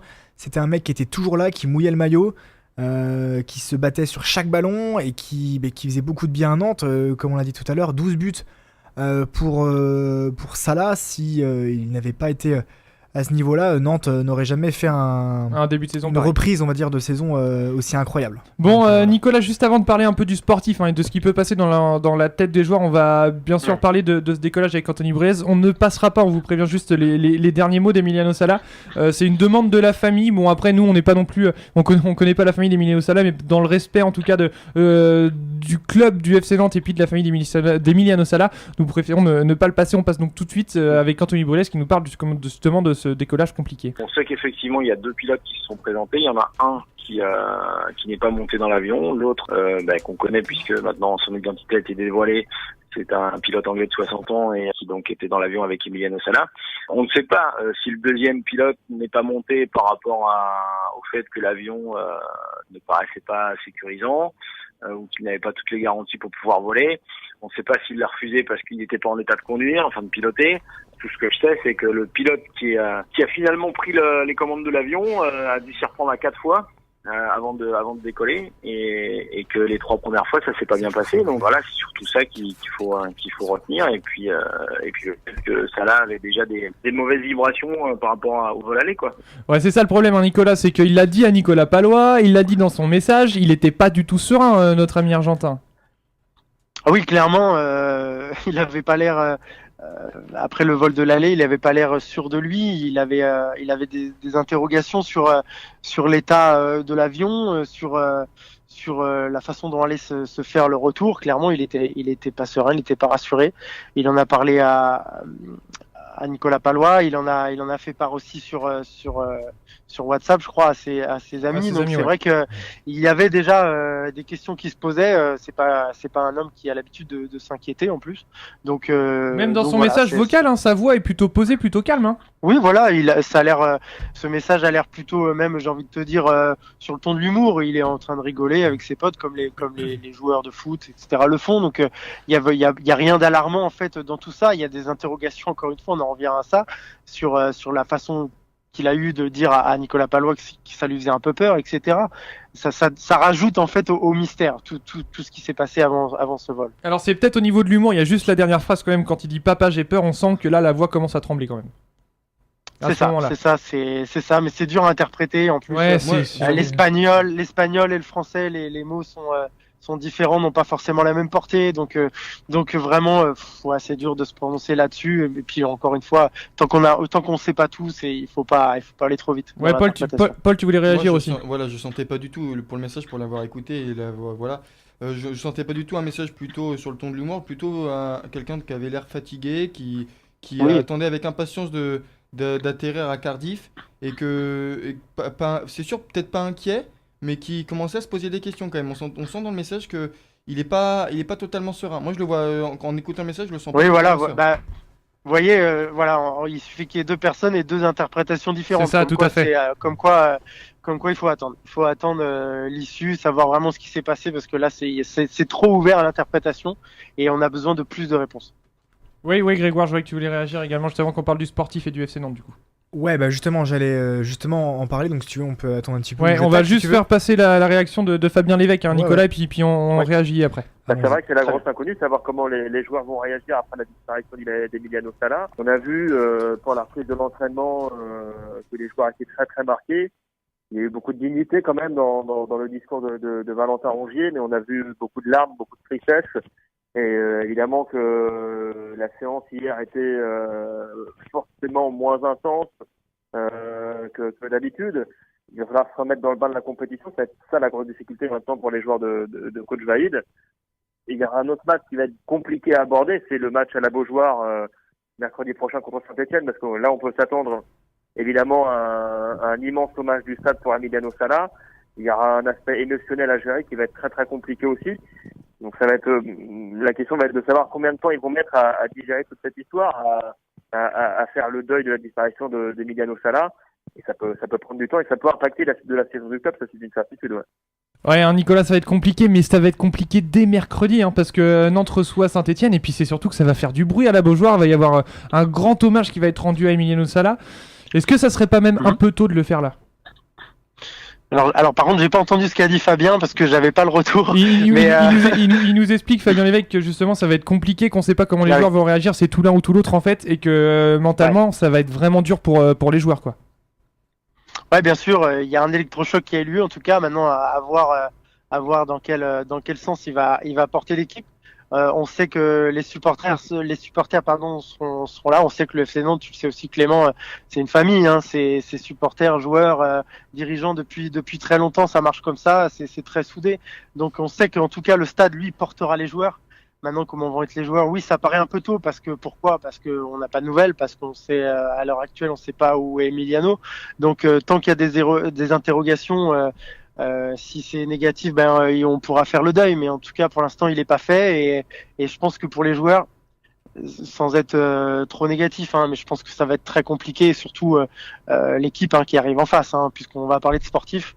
Saint-Etienne, c'est quand même une équipe qui est très bien lancée dans le championnat, qui a des forces vives.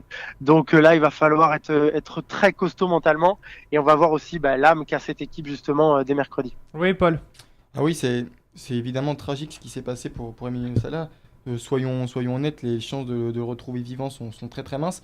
Mais je pense que évidemment ça va affecter le vestiaire de Nantes, il n'y a aucun doute là-dessus. Ça va sûrement durer une semaine, 2 semaines, mais je pense qu'au bout d'une semaine, 15 jours, je pense que les joueurs commenceront à retrouver un niveau Ligue 1 et tout à fait correct, et ils joueront leur match comme ils le jouaient quand Emiliano Sala était avec eux, parce que c'est du sport de haut niveau. Et voilà, il faut à un moment tourner la page. On se rappelle malheureusement des événements de 13 novembre 2015 en France, c'est ça, c'est le 13 novembre? Ouais, c'est le 13 novembre 2015, vendredi 13 novembre. Donc c'était tragique. Ça, évidemment, l'équipe de France a eu du mal à s'en remettre, mais après les joueurs, quand ils sont retournés dans leur club, très vite ils ont retrouvé leur niveau. Et parce que le match en Angleterre avait été très compliqué. Oui, voilà, le match en avec la Angleterre défaite 2-0 à Wembley. Bien sûr, ça va être très compliqué. Donc je pense que ça va être une semaine, 15 jours, sûrement très compliqué pour Nantes, mais qu'après, c'est au bout d'une semaine, 15 jours, Nantes retrouvera un niveau qui était le sien avant ce drame. On se souvient aussi de l'équipe du Cameroun, à la Coupe des Confédérations, quand Marc-Vivien Foé meurt sur le terrain, tombé, sur le terrain. Ils avaient joué la finale contre la France, et ça avait été vraiment compliqué. Hein. C'est vrai que là c'est trop frais. Je pense que ça va être dur que les gens puissent suivre, mais bon, après on sait pas, ils sont surprenants aussi ces Nantais, hein, parce qu'il y avait un vrai groupe, un vrai groupe d'amis dans ce groupe. Ils vivaient très bien malgré que les résultats n'étaient pas toujours là. C'est un groupe qui vivait bien, donc ils ont perdu un élément qui certes partait de toute façon dans un autre club, mais qui reste un ami. Voilà, qui restait un vrai ami. Donc réponse wait and see comme on dit, et on verra mercredi sur le terrain. Ouais, on voit mercredi, hein, on le rappelle, Nantes va jouer mercredi à la Beaujoire son match contre Saint-Etienne, son match en retard, hein, qui devait jouer ce week-end. Samedi prochain également le match de Coupe de France qui devait jouer du coup aujourd'hui à 16h30 qui a finalement été repoussé suite à la fin des recherches. Et puis le mercredi d'après, donc Nantes se déplacera à Caen. 3 matchs qui vont être importants pour la suite de la saison nantaise tout de même, parce que recevoir Saint-Etienne et voir le classement du FC Nantes actuellement, ça peut, en plus ça serait sur le plan sportif, alors c'est bête et méchant de dire ça, mais sur le plan sportif c'est vraiment le plus mauvais moment pour le club en plus, Nico. Oui, non, mais c'est pas bête et méchant. C'est la question sera posée de toute façon à un moment. Oui, il y a jamais de bon moment. De toute façon, ça aurait été toujours un mauvais moment. Ah oui, quoi qu'il arrive. Mais là, c'est si d'autant plus. Si on part purement sportif, clairement là, il va falloir que les Nantais de toute façon répondent aux interrogations qui se posent maintenant, parce que on recommence à regarder vers le bas. Et il y a ces 3 défaites consécutives là, si je me trompe pas. C'est défaite contre Nîmes, défaite contre Angers, et puis défaite contre Rennes. Contre Rennes, voilà, en plus. Donc voilà, Saint-Etienne, c'est un match quand même charnière dans cette suite de saison, même si on leur en tiendra pas rigueur. Mais ça, excuse-moi, je pense qu'ils s'en fichent. Clairement, ils vont quand même essayer de le gagner pour Emiliano. Pour Emiliano, je pense. Ouais. Et après le match à Caen, qui sera aussi fort en émotion. Attention, hein, parce que Caen, c'est l'ancien club avec Yacine Bamou. Emiliano Sala, et avec Yacine Bamou en plus, qui était un très bon ami d'Emiliano. Et ça va être compliqué aussi dans les têtes, mais bon. Mais je pense que les Nantais n'ont pas le choix, et leur côté professionnel, parce qu'ils le sont, va aussi ressortir sur le terrain. Mais voilà, il faut des points. En tout cas, c'est clair. Mais merci beaucoup, Nicolas, d'avoir été avec nous ce soir. On te retrouve peut-être bientôt autour de notre table cette fois. Avec plaisir. On en parlera. Allez, merci Nicolas. On se retrouve bientôt. Messieurs, on va juste écouter un supporter du FC Nantes nous parler d'Emiliano Sala, nous parler de sa souffrance suite à cette disparition. On se retrouve juste après. On enverra un petit son, puis on parlera de football un peu pour redevenir un peu plus joyeux malgré cette triste nouvelle. Nous, on arrivait donc avec mon pote directement, enfin Place Royale. Donc on arrivait, il y avait des chants, etc. C'est vrai qu'on a ressenti pas mal d'émotions quand même. Et ça prenait au cœur quand même de voir tous ces gens là rassemblés. Il y avait parfois beaucoup de blancs, et c'est parce que voilà, on est dans une ambiance un peu d'interrogation, savoir est-ce qu'ils vont retrouver ça là ou non. Et donc là, apparemment les recherches sont abandonnées définitivement, donc là il n'y a plus d'espoir, quoi. Donc après, malgré qu'ils ont toujours pas retrouvé le corps, il y a toujours une lueur d'espoir qu'au bout d'un moment il y a un signe de vie, mais là, si les recherches sont abandonnées définitivement, c'est un peu cuit, quoi. Donc on est un peu tous dans des états un petit peu... Ouais, la fin de la phrase n'a pas eu lieu parce que j'ai senti que ce supporter était pas bien. Vous savez, moi de mon côté, j'ai eu la chance d'aller voir beaucoup de matchs du FC Nantes. La lueur d'espoir qu'on peut avoir justement de ce fait-là, c'est que c'est tellement aguerrier, ce mec-là. Il a tellement envie, il a tellement tout donné pour le club, il a tout donné pour son public. On le voyait chanter à la fin des matchs, on le voyait, voilà. C'était de la première à la 90e minute. L'espoir qu'on a, c'est de se dire, allez, il a pris le pilote dans ses bras et il est en train de ramener tout le monde. C'est les premières blagues qu'on a pu voir sur Facebook ou sur Twitter, mais c'est des blagues qui finalement n'étaient pas vraiment des blagues. L'envie de le voir revenir. C'est un joueur qui a marqué le foot français, mine de rien. Il a commencé à Bordeaux très jeune. Je dis il a marqué le foot français. Le foot français, donc c'est milieu de classement certes, mais Emery lui a rendu hommage. On voit quand même Pep Guardiola qui parle de recherche. On a lancé une cagnotte. D'ailleurs, si vous voulez participer, vous pouvez sur le site officiel du FC Nantes. Voilà, on veut que ça n'arrive à personne. On voit finalement que le football, c'est une grande famille. Quand on voit les Rennais, Guingampais, Bordelais, pourtant avec qui les supporters de Nantes aiment bien se charrier. Voilà, on espère que ça n'arrive vraiment plus du tout. On a connu Chapo Hawkins, on connaît Emiliano Sala. C'est l'une des pires histoires que nous, encore jeunes journalistes, avons pu connaître. On espère vraiment ne plus jamais avoir affaire à ce genre de choses-là. Alors j'imagine même pas pour les joueurs. Messieurs, je vous vois vos regards forcément qui... Voilà, c'est compliqué pour nous tous parce que mine de rien, quand on aime le football, la disparition de n'importe quel joueur, c'est bizarre, mais ça nous touche vraiment, quoi. Mais ouais, c'est ce que je disais un petit peu tout à l'heure, c'est que c'était un joueur emblématique. Je sais pas vous, mais moi quand je regardais un multiplex Ligue 1, tu savais que tu pouvais avoir un but de Salah qui allait sortir d'un peu nulle part. C'était vraiment un personnage du championnat. C'est sûr qu'il va manquer. Il a fait énormément pour Nantes. Et donc ouais, voilà, maintenant ça va être très compliqué sportivement. à se remettre au niveau, surtout que Nantes là est dans une passe un petit peu moins bien. Donc voilà, et surtout je pense, quand je dis ça, je pense surtout à Rongier qui avait l'air particulièrement touché, Très très copain avec Emilio Sala. et Nicolas Palois aussi, qu'il l'a vu sans doute en dernier ou dans les dernières personnes à qui c'était un petit peu confié. C'est la dernière personne. C'est la qui l'a vu. dernière, ouais, c'est bien ça. Voilà, va falloir se remettre dedans, ça va être très très compliqué.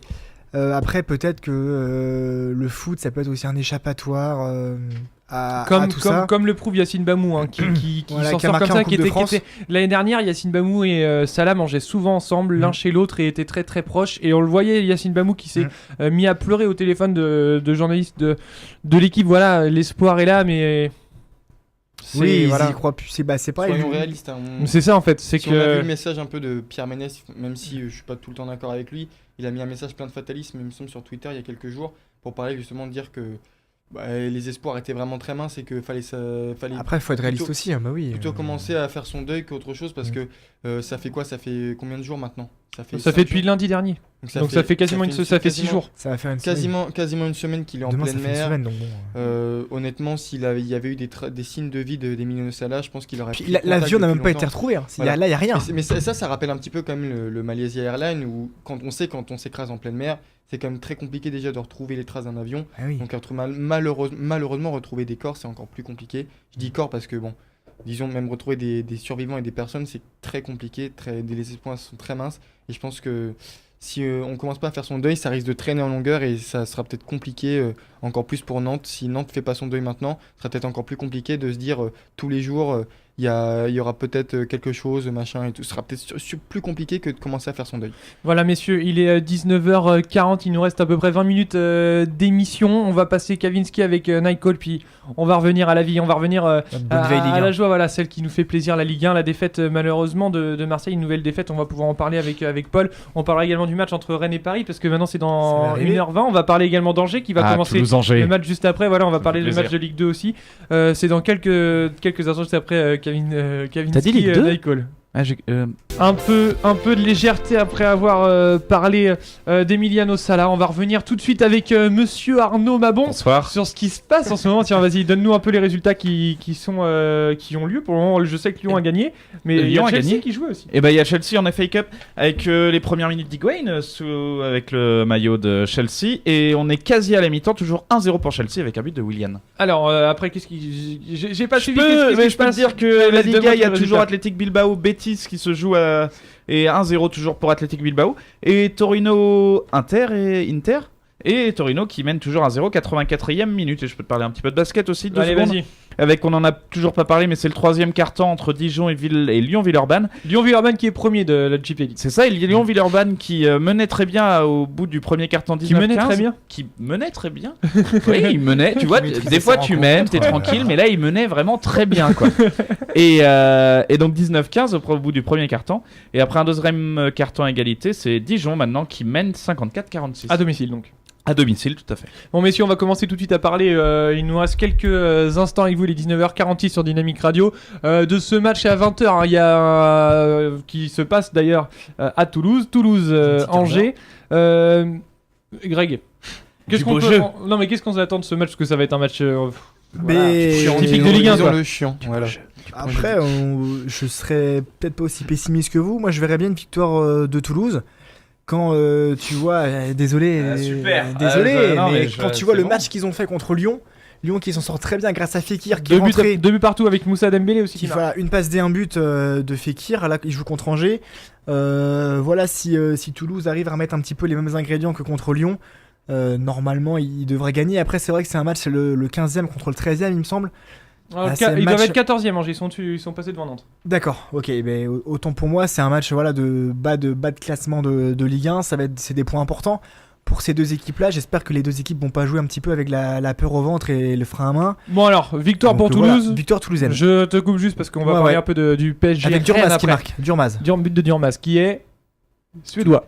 Ah oui. À toi maintenant, Paul. Ben moi j'espère une victoire de Toulouse parce que je joue à mon petit gazon et il y a des joueurs de Toulouse dans mon équipe, alors si Toulouse pouvait l'emporter, ça m'arrangerait. Ok, très bien. Voilà. Doublé de Bauken ce soir, j'annonce. Doublé de Bauken pour Arnaud Mabon, mais en plus toi t'es vraiment objectif. Ah mais totalement, c'est une pure analyse technique. Bon, messieurs, il y a quand même un match ce soir intéressant puisque le Stade Rennais se déplace au Parc des Princes et un Stade Rennais en forme avec des joueurs en forme. Ben Arfa qui est revenu à un niveau plutôt correct. Il va vouloir se venger en plus. Parce que là, il arrive, il doit avoir la dalle, non? La dalle angevine se déplace chez Ben Arfa. Oui, mais enfin, c'est c'est le pareil. retour. C'est le retour, mais après, je pense que ça va être. Et Rennes est très l'équipe qui compliqué. bat le plus Paris depuis l'arrivée des Qataris. Ouais, Pour la petite stat. Ouais, la petite stat, mais je pense que Paris va faire le travail ce soir. Après, j'ai hâte de voir la composition de Tourelle, savoir comment est-ce qu'il va gérer son effectif. S'il va faire un petit peu tourner en vue de Manchester pour prévoir un petit peu. Bon, après, c'est dans limite les longtemps quand même, blessures. c'est dans 2 semaines. Bah, il y a Lyon qui arrive le week-end d'après pour PSG. Paris joue? Non, joue pas cette semaine. Là, il y a une semaine après entre les deux. Oui, il y a une semaine. C'est la Donc prochaine là, rencontre de Paris, ça va être Lyon. Il peut faire jouer la grosse équipe là. Ah oui, il peut faire jouer la grosse équipe, voilà, mais j'ai quand même envie de voir un petit peu la composition. Il n'y aura pas Neymar. Parce donc, que visiblement, on se dirigerait vers un milieu de terrain avec Draxler et Daniel Alves. Donc, En prévoyant justement Lyon et Manchester United. À noter que oui, Voilà. du coup, à Paris, il manquera Kimpembe, Neymar et Verratti. Et du côté de Rennes, c'est pas les moins bons. Hein. non. Et du côté de Rennes, il manquera Romain Danzé, Guitane et Ball. Mais intéressant de voir Draxler et Dani Alves au milieu de terrain. C'est encore une fois Tourelle qui essaie de montrer, regardez, j'ai besoin d'un milieu, c'est pressant, à la fin de mercato arrive. Et je pense que là, il a vraiment envie d'avoir son milieu supplémentaire parce que ça va manquer, je pense, à la suite de Il y a la Paredes. saison. Oui, il y a Paredes. Paredes qui vient d'arriver. Ouais. Oui, mais Tout à fait, qui vient de signer. le Paredes pour l'instant joue pas encore et je pense que là Tourelle est... Et je pense qu'il doit être aussi un peu déçu de ne pas avoir eu Frankie de Jong qui a signé au Barça. Parce que Après, Ils se l'ont fait vraiment chipper sur les c'était gros. censé être je voilà, pense que ça va chauffer l'arrivée pour Antero parce que le mec est en avance sur le dossier depuis le début et dans la dernière semaine, Il se fait avoir. il s'est fait, il s'est fait Oui, on va dépasser pas dire le mot par le Barça. Et là du coup Ça, ils c'est espèrent incroyable. ils espèrent encore Alan je crois. Hein. Ouais, Ils espèrent- vas-y. Ils espèrent... C'était quoi le geste, Clément, que vous venez de faire? J'ai pas. Y a pas eu un geste de fait? Non, J'ai pas compris. Ok. D'accord. mais c'est pas grave. Hein. Non mais Un Alan, très c'est beau beaucoup moment trop de Non, mais à cher. la radio, faire Alan, des gestes, ça passe toujours mal. Alan, c'est beaucoup trop cher. Puis, Oui mais il l'espère encore tu donc peux je pas- pense que Tourelle veut encore un jour supplémentaire surtout si Rabiot joue Oui, plus. il veut un joueur, mais. Mais voilà, je pense que Ça, avec le cette top ça aurait été proposition- Alan, mais ils peuvent pas, ils sont épinglés avec le fair play financier, tu peux pas t'offrir Alan. Mais s'ils voulaient mettre 75 millions sur De Jong, je pense que l'argent, ils comptaient le mettre de toute façon. Donc ils ont Non, mais encore de la Alan c'est réserve. 100 millions, Alan tu mets pas 75 millions sur Non, Alan. 80.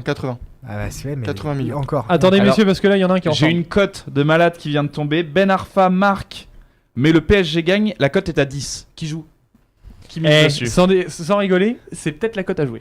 En plus, il me semble qu'il Il va avoir tellement envie de marquer ce soir. il tire les pénaltys ou c'est Grenier Non, c'est lui maintenant. Ou c'est Bourigeau. Non, c'est lui maintenant. Bon, il les tire. On sait jamais ça peut passer. Après, Parce si- que, supporter de Guingamp, tu les connais, toi, les pénaltys au Parc des Princes? Je les connais. Je me fais un peu la voix de la raison, même si la cote est très belle. Si vous faites ce pari, vous perdez quand même 10 euros si ça se passe pas. Quand même. Je vous le dis quand même parce que c'est une cote à 10. Vous pouvez gagner 100 euros, mais vous pouvez aussi en perdre 10. Donc voilà. Non mais Quelque part. messieurs, on continue à parler de ce match, mais on va sortir de l'aspect Oui. Paris Saint-Germain. Passons du côté breton quand même, nos amis rennais qui sont totalement mis en ordre de marche. Ils ont passé la 4ème maintenant et puis ils commencent vraiment à bien jouer ensemble avec l'arrivée du fils de Guy Stéphane, champion du monde. C'est, j'ai perdu son prénom, Nicolas Stéphane, j'ai perdu son prénom au coach rennais. Julien Stéphane, Stéphane, ça, excusez-moi, ouais, je t'ai perdu. Et depuis que Julien Stéphane est là, Guillaume Grégoire, bien Grégoire, d'ailleurs. Grégoire, tout se passe bien pour le Stade Rennais. Oui, tout se passe plutôt bien. Ça avait eu un petit peu de mal à prendre au début. Voilà, après, il reste quand même là sur un match nul contre Montpellier à domicile. 0-0. Ils ont remis la machine en route avec la victoire en Coupe de France là contre c'était qui déjà? C'était une petite équipe. C'était Saint-Hilaire, il me semble, en Coupe de France où ils avaient gagné 2-0. Voilà, après, tu sais que quand tu joues au parc, tu devrais perdre. Après, L'année dernière, en fin de saison, ils gagnent. Et c'est ce qui les emmène en Coupe d'Europe. Hein. Oui, c'est vrai. Après, Paris avait déjà C'est gagné. Oui, c'était pas le même contexte. Après, ce qu'il faut éviter de faire comme Guingamp et prendre une tôle en fait, quoi. Faut rester mentalement très costaud, faire le mieux que tu puisses faire, et derrière réenclencher dans le prochain match. Je sais pas qui joue Rennes la prochaine fois, mais voilà, faut faire de son mieux. C'est le moment où Arnaud voilà, va pouvoir trouver ça, le prochain match de Rennes. Oui, bien ça sûr. va pas être un match facile. Et puis il y a évidemment. le Mais voilà. Betis aussi qui arrive très rapidement, parce qu'on n'en parle pas, mais Rennes Oui. s'est qualifié pour la première fois de son histoire en 16ème de finale de C'est ça. Coupe de l'Europa League. Et Bon, Betis, ça va être un gros morceau. Hein. Ouais. Et en parlant d'Europa League, on va maintenant parler de l'OM, éliminer les phases de poule. Paul, ouais, on va en parler parce que je sais que Paul, ça commence à le chiffonner un peu, hein, ce qui est en train de se passer à l'Olympique de Marseille. Bah, je pense que ça chiffonne pas que moi, je pense que ça chiffonne tous les supporters de l'Olympique de Marseille de voir une équipe quand même qui ne marche pas, qui est 7ème de Ligue 1 derrière des Strasbourg, derrière des clubs que normalement on doit battre et qu'on doit être au-dessus. Donc c'est assez délicat. Malgré tout, point positif après la défaite contre la défaite contre c'était Lille. contre Lille, pardon, excuse-moi, contre Lille. J'avais un gros trou de mémoire. On perd contre Lille 2-1. Point positif, c'est la rentrée de Balotelli et les 20 minutes qu'il a joué. Je trouve que ça a été très positif. Et ça faisait longtemps, très longtemps à Marseille qu'on n'avait pas vu un attaquant de ce niveau-là, avec un public qui se lève à chaque fois que Balotelli tirait ou qui faisait réagir tout du moins les virages. Parce qu'avec Mitroglou et Germain, c'était vraiment pas ça. Là, au moins, on a eu de la réaction. On a vu un Balotelli qui a marqué. Qui a tenté des choses, qui s'est bougé, qui est pas resté statique comme peut l'être Mitroglou quand il était sur le terrain. Donc ça c'est le point positif. Après défensivement c'est toujours une catastrophe. Gustavo qui a failli marquer contre son camp, Mandanda qui est pas du tout sûr de lui. Il y a des errances incroyables. Amavi à gauche c'est pas possible. D'ailleurs ils espéraient les Marseillais trouver une doublure potentielle à Amavi côté gauche, qui sera pas le cas puisque donc on sait très bien qu'il se passera rien du côté de Marseille pour le mercato, pour cette fin de mercato. On va pas se mentir. Donc voilà. Moi je pense que la solution... T'as l'air je pense défaitiste mon Paul. Ah bah honnêtement Là, cette saison de Marseille, comment être optimiste.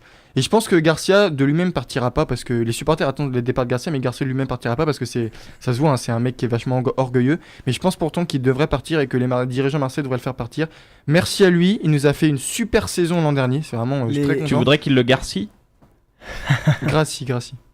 Bon, Non, vas-y, mais c'est réagis, parce que- Grégoire, parce que c'est ouais. compliqué là. Déjà Son nom de famille. Garcia, je pense que Garcia ne sera pas limogé non, il sera avant pas la limogé. fin de saison. Ah non, il sera pas limogé. Sachant que dans son contrat, il y a une clause que si jamais il ne termine pas européen, en Ligue des Champions, hein, donc 3ème ou 2ème, s'il ne termine pas dans ce premier 2ème, il ne touchera pas d'indemnité.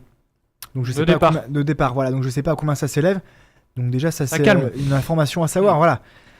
Après, s'il est limogé, ça remettrait aussi en difficulté le président du club. Mais il sera pas limogé puisque Hérault a dit qu'il Ah le non. soutenait à 100%. Mais voilà, mais il moi sera pas je limogé. dis, je vois les pense supporters, pas. réaction des supporters, et je vois comment ça se passe au club et qu'ils trouvent plus les solutions. Je pense qu'il devrait partir, mais qu'il partira pas. Forcément, il partira pas. Après sûr. on connaît vraiment les supporters de Marseille. Il suffit de 2 bons résultats pour que ça change. Mm. Donc voilà, 2 victoires. Là, la semaine prochaine, Marseille se déplace à Reims. Et puis lors de la journée suivante, on sait très bien que si Marseille gagne ces 2 matchs-là, d'un coup, tout le virage va commencer à soutenir. À moins Garcia. que, et je te le dis, hein, à moins que Garcia nous emmène en Ligue des Champions en fin de saison, même s'il nous emmène en Ligue Europa, pour moi, ça n'aura pas été une bonne saison. La saison aura été beaucoup trop irrégulière et Garcia, il est plus dedans, quoi. C'est vrai que l'irrégularité, Marseille a perdu beaucoup trop de matchs. C'est voilà, donc à moins qu'on ait Ligue des puis Champions, pas et que contre ça des me semble gros, hein. impossible. Contre Nantes, la défaite des gros. 3-2. Mais et puis moi, ce qui me fait halluciner, c'est la communication de Garcia. Je trouve ça incroyable. Ah, elle est Mais pas bonne il du tout. il est plus Il y a dedans, moi, rien, je trouve qu'il il y est a- plus il y a- dedans. il y a rien, et le mec te dit quand même que ça va. Et ça va, franchement, ça se passe. lui ne voulait pas de Balotelli, quoi. C'est incroyable, hein. C'est un mec, il comptait sur Mitroglou Germain pour finir la saison. Enfin, Il a été tellement Après, déçu. je suis d'accord. Je veux bien que tu Il sois. fallait un 9, mais moi non plus Balotelli. Ouais, j'avoue Mais que- tu prenais qui moi, si t'avais Balotelli, c'était la seule solution là en 15 jours que tu pouvais Et bah, faire. tu sais Il y a quoi pas d'autre Mais non, solution. attends, Alors- mais t'as des cellules de recrutement, t'as Zoubizarreta. Non mais vous allez peut-être vous allez peut-être vous moquer de moi, mais voilà justement Emiliano Sala qui donc devait partir à Cardiff, Bien sûr, tu l'emmènes je suis à d'accord. Marseille suis et je d'accord. pense que ça peut faire une meilleure demi-saison Bien que sûr. Balotelli. Mais oui. Mais bien, mais que oui. Balotelli, peut-être pas, mais que Je Mitroglou. pense que Mitroglou, Balotelli. certainement. 100 minutes, il a pas marqué à Nice. Ouais. Mais parce Bon, qu'il avait besoin de changer aussi. Et là, on l'a vu. Il a C'est fait vrai 20 minutes qu'avec avec Marseille. Balotelli, c'est particulier. C'était parce que 20 le minutes mec très peut te- intéressantes. Et peut te Balotelli- claquer des matchs de fou. Mais avec Et un faire mec de la avec merde. un mec comme Salah qui a la grinta qui peut aller te chercher des ballons que les autres vont pas chercher, Bien ça sûr. peut te remodeler Bien toute sûr. ton équipe alors que Mais- Balotelli ne peut pas faire ça. Mais Balotelli, écoutez bien, parce que Balotelli, c'est un mec qui a besoin de soutien. Et à Marseille, avec 60 000 spectateurs dans le public, je pense honnêtement que Balotelli peut faire une très très belle demi-saison là, qui reste à faire. Je pense qu'il peut vraiment faire une très belle demi-saison. Il va planter 10 buts pour l'OM et que ça va nous faire quelque chose de très Le bien. problème, pour- c'est pour le que reste de c'est la lui saison. qui enverra les pétards à Marseille. Il va se sentir dans son élément tout de suite, mais bon. Bon, ça va, on connaît. Et après, il a des primes de bonne L'artifice conduite. dans les Il chambres, le fera tout pas ça, parce qu'il y a tout des ça. primes de bonne conduite. Si monsieur vient à l'heure à l'entraînement, il aura une petite prime. Donc je pense qu'il fera pas tout Après, je pense que les primes. Ouais, Balotelli, il a pas vraiment besoin de prime. Mais non, pour revenir Bon, sur tu sais, sur on Balotelli. crache pas sur 10-15 000 euros. Ouais, mais. Balotelli, par contre, je trouve intéressant malgré tout, même si je pense que le choix de Balotelli n'est pas le plus judicieux. Ce qui a été intéressant, c'est de le signer pour 6 mois. Parce que Ouais, je pense que c'est c'est vrai. gagnant-gagnant, Balotelli. C'est là que je suis pas d'accord. Tu sais qu'il fait 6 mois, il peut se relancer. Parce que voilà, il peut se relancer et tu sais très bien qu'il Comme il a fait la restera première pas. saison à Nice. Tu sais qu'il s'inscrira pas dans la durée. Balotelli Tu à pouvais- Marseille. Tu pouvais le signer pour un an avec 18, enfin avec un an renouvelable. Tu vois, tu pouvais faire un truc comme ça. Un an avec un an renouvelable si, voilà, il y avait plein de contrats disponibles. Et je pense que 6 mois, ça veut dire t'es vraiment là, genre pour nous sauver Mais et c'est après ça. basta quoi. Moi je trouve que c'est pas. Mais Balotelli, de toute comme façon, ça il que- veut pas forcément on peut s'inscrire dans la durée à l'OM. Et du côté des dirigeants, ça t'évite de signer un mec plusieurs années avec un gros salaire pour Voilà, après, s'il n'y a pas le rendement espéré, Ouais, ça d'accord. t'es perdant, tu vois ce que je veux dire. Mhm. Donc je pense que malgré tout, ça a été bien négocié. Après, pour moi, c'était pas le joueur forcément à prendre. Pour moi, voilà, dans après, on le temps verra. imparti qu'avait le Marseille pour recruter, c'était Mais le temps la imparti, meilleure tu l'as tout le possibilité. temps avec. La meilleure T'as des possibilité. recruteurs partout. T'as Zubizarreta. Tu prenais qui là, vas-y, tu prenais qui de disponible? Mais je Là, en sais 15 pas. jours. C'est pas. Mais c'est c'est pas en pas 15 non jours. jour. C'est pas en 15 jours. Ça doit être fait Balotelli, depuis. Tu travailles en Non, mais amont. depuis Balotelli, Tu voilà. vois que ça va pas. Tu Et travailles en Balotelli, il y amont. avait déjà les contacts. Depuis septembre, Marseille doit déjà se rendre compte que ça peut pas le faire. Depuis septembre, Bien sûr. ça se voit. Depuis septembre, il n'y a pas de neuf et Marseille ne marque pas à cause de Même ça. déjà Mais fin de depuis saison août, dernière, tu depuis marques. août, Mais juillet, c'est pas fou. Avec un neuf contre Improbant. l'Atlético, ça peut changer beaucoup de choses. Hein. Parce que Ah oui. si Germain rate pas son Voilà, premier face on à est face. d'accord. On est d'accord, bien sûr. Non mais voilà. Mais Le problème, Balotelli, il les date pas contacts d'il y a 15 étaient jours. déjà là. Attendez, messieurs, chacun votre tour, parce que là, vas-y, Paul. Balotelli, les contacts étaient déjà. Donc en fait, il suffisait juste de se mettre d'accord avec le joueur et c'était réglé. Il est là le truc. C'est que il avait C'est vrai, que c'est vrai 15 qu'il a jours pour la facilité. négocier. Le Balotelli, il s'est Non, juste Balotelli, dit, bon, c'est allez, on se jamais met la d'accord et facilité. Ah c'était non, fait. mais si, parce que C'était non, fait. mais pour faire venir le joueur, c'était la facilité. C'était la facilité. Après, pour autre chose. T'as pas eu à galérer un mois à reprendre contact avec un autre joueur pour dire allez. Non, mais ça se fait pas comme La ça, Paul. facilité, cet Ça été, fait cet parce que été, tu prends ça a contact, ramé, tu prends partira, contact au mois de partira novembre. pas. Voilà, parce qu'il n'y avait pas de contact, il n'y avait pas d'autre contact que c'est Balotelli, il n'y avait que Balotelli. Après, on n'est pas, Donc, on tu n'est pas, prenais parce qu'à mon avis, ils ont Mais quand il y a même pas appelé que des joueurs. Balotelli. Il n'y a pas que Balotelli. Bon, de messieurs. contact avancé. Messieurs, je sais comment on va terminer cette émission. Tu vas nous donner les résultats de cette journée de Ligue 1 et le classement Arnaud Mabon. Et puis je vous poserai une petite question, messieurs, et on clôturera ces 2 heures d'émission sur Dynamic Radio avec le sport en bref. Et ben on a eu tout d'abord, on parlait de l'OM qui a joué contre Lille et qui a donc perdu 2-1 contre Lille. On se souvient de cette soirée qui a été assez compliquée avec le match qui a été 35 minutes d'arrêt. Voilà, 35 minutes d'arrêt suite à un lancement de pétard sur le terrain. L'intelligence des supporters. Ah, ça fait plaisir. Ça arrive dans tous les stades. Hein. Je dis pas ça parce que là c'était compliqué. Ensuite, on a eu Guingamp Stade de Reims avec un 0 pour le Stade de Reims. Guingamp qui avait aussi terminé à 10 contre 11. Strasbourg-Bordeaux 1-0 pour Strasbourg. J'ai dit des bêtises en disant qu'il y avait match nul tout à l'heure, effectivement. Non, il y a eu 1-0 pour Strasbourg. Ça c'était hier. On a eu aussi hier Nice-Nîmes avec 2-0 pour Nice. Nice qui est plutôt pas mal en ce moment. Qui revient bien. Qui revient bien. 7ème, Et prochain match, messieurs, vendredi soir, Nice-Lille. Ça, c'est un match intéressant à regarder. Gros match, ouais. Dijon-Monaco, donc on connaît la fameuse chute de Monaco avec 2-0 pour Dijon. Montpellier-Caen, 2-0 pour Montpellier. Montpellier aussi qui se relance, qui est pas trop mal. Ça c'était cet après-midi. On avait aussi Lyon-Amiens, c'est terminé. Et Lyon donc a gagné 1-0 contre Amiens. Et puis donc ce soir on l'a dit, Toulouse-Angers et puis Paris-Rennes. Alors je vais te demander les 5 premiers, les 5 derniers du championnat de Ligue 1. Saint-Etienne qu'il faut pas oublier mercredi. Alors les 5 premiers, les 5 derniers s'il te plaît du championnat. Les 5 premiers, eh bien le PSG avec ses 53 points et devant le Lille à 10 points de Lille, voilà. 3ème Lyon, 4ème Saint-Etienne et 5ème la petite surprise qui est Strasbourg. Et les 5 derniers du coup. Et les 5 derniers, nous avons donc Dijon, Caen, Amiens, Monaco et Guingamp. Guingamp avec 14 points et moins 30. Alors je vais commencer par Paul à poser la question. La bonne et la mauvaise surprise avec un seul argument, et personne ne réagit. Un seul argument pour le championnat de Ligue 1 pour le moment. Quelle est la bonne surprise de championnat, la mauvaise surprise, Paul? De cette saison, ouais. De cette saison. Bah alors déjà la mauvaise surprise, elle va être récente. Le limogeage de Thierry Henry, parce que je pense que c'est vraiment dommage de l'avoir limogé après seulement 3 mois et demi, même si il n'a pas eu les résultats escomptés, mais on lui a fait confiance, on lui a amené des joueurs qu'il voulait là sur ce mercato, donc pourquoi ne pas lui laisser encore 1 ou 2 mois supplémentaires, même si forcément pour Monaco le temps pressait. Mais voilà, c'est un peu déçu voilà, du limogeage de Thierry Henry. Et puis la bonne surprise, pour l'instant, je pense que c'est Strasbourg quand même qui pensait, à mon avis, pas se retrouver 5ème du championnat à ce moment-là. Et Strasbourg est 5ème et tout se passe bien pour eux. Excellent travail de Thierry Leray. Bon, Paul, on se retrouve peut-être la semaine prochaine. Peut-être, croisons les doigts. On se retrouve très bientôt en tout cas. Maintenant, on va parler Grégoire, histoire de finir l'émission aussi de ton côté. Donc la bonne et la mauvaise surprise. J'allais te dire Strasbourg, mais du coup, je vais changer. Je vais partir sur Lille.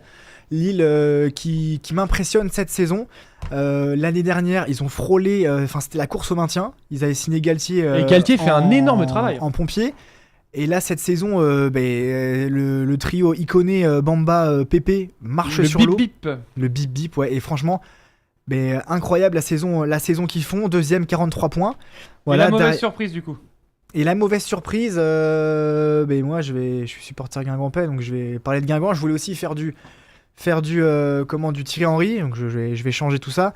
Guingamp, que je trouve que c'est irrégulier. J'ai des motifs d'espoir quand je vois qu'on gagne en Coupe de la Ligue contre PSG. Derrière, on se ramasse contre Reims. Ça va être compliqué d'aller jouer contre de recevoir Monaco dimanche. Ce week-end, pardon.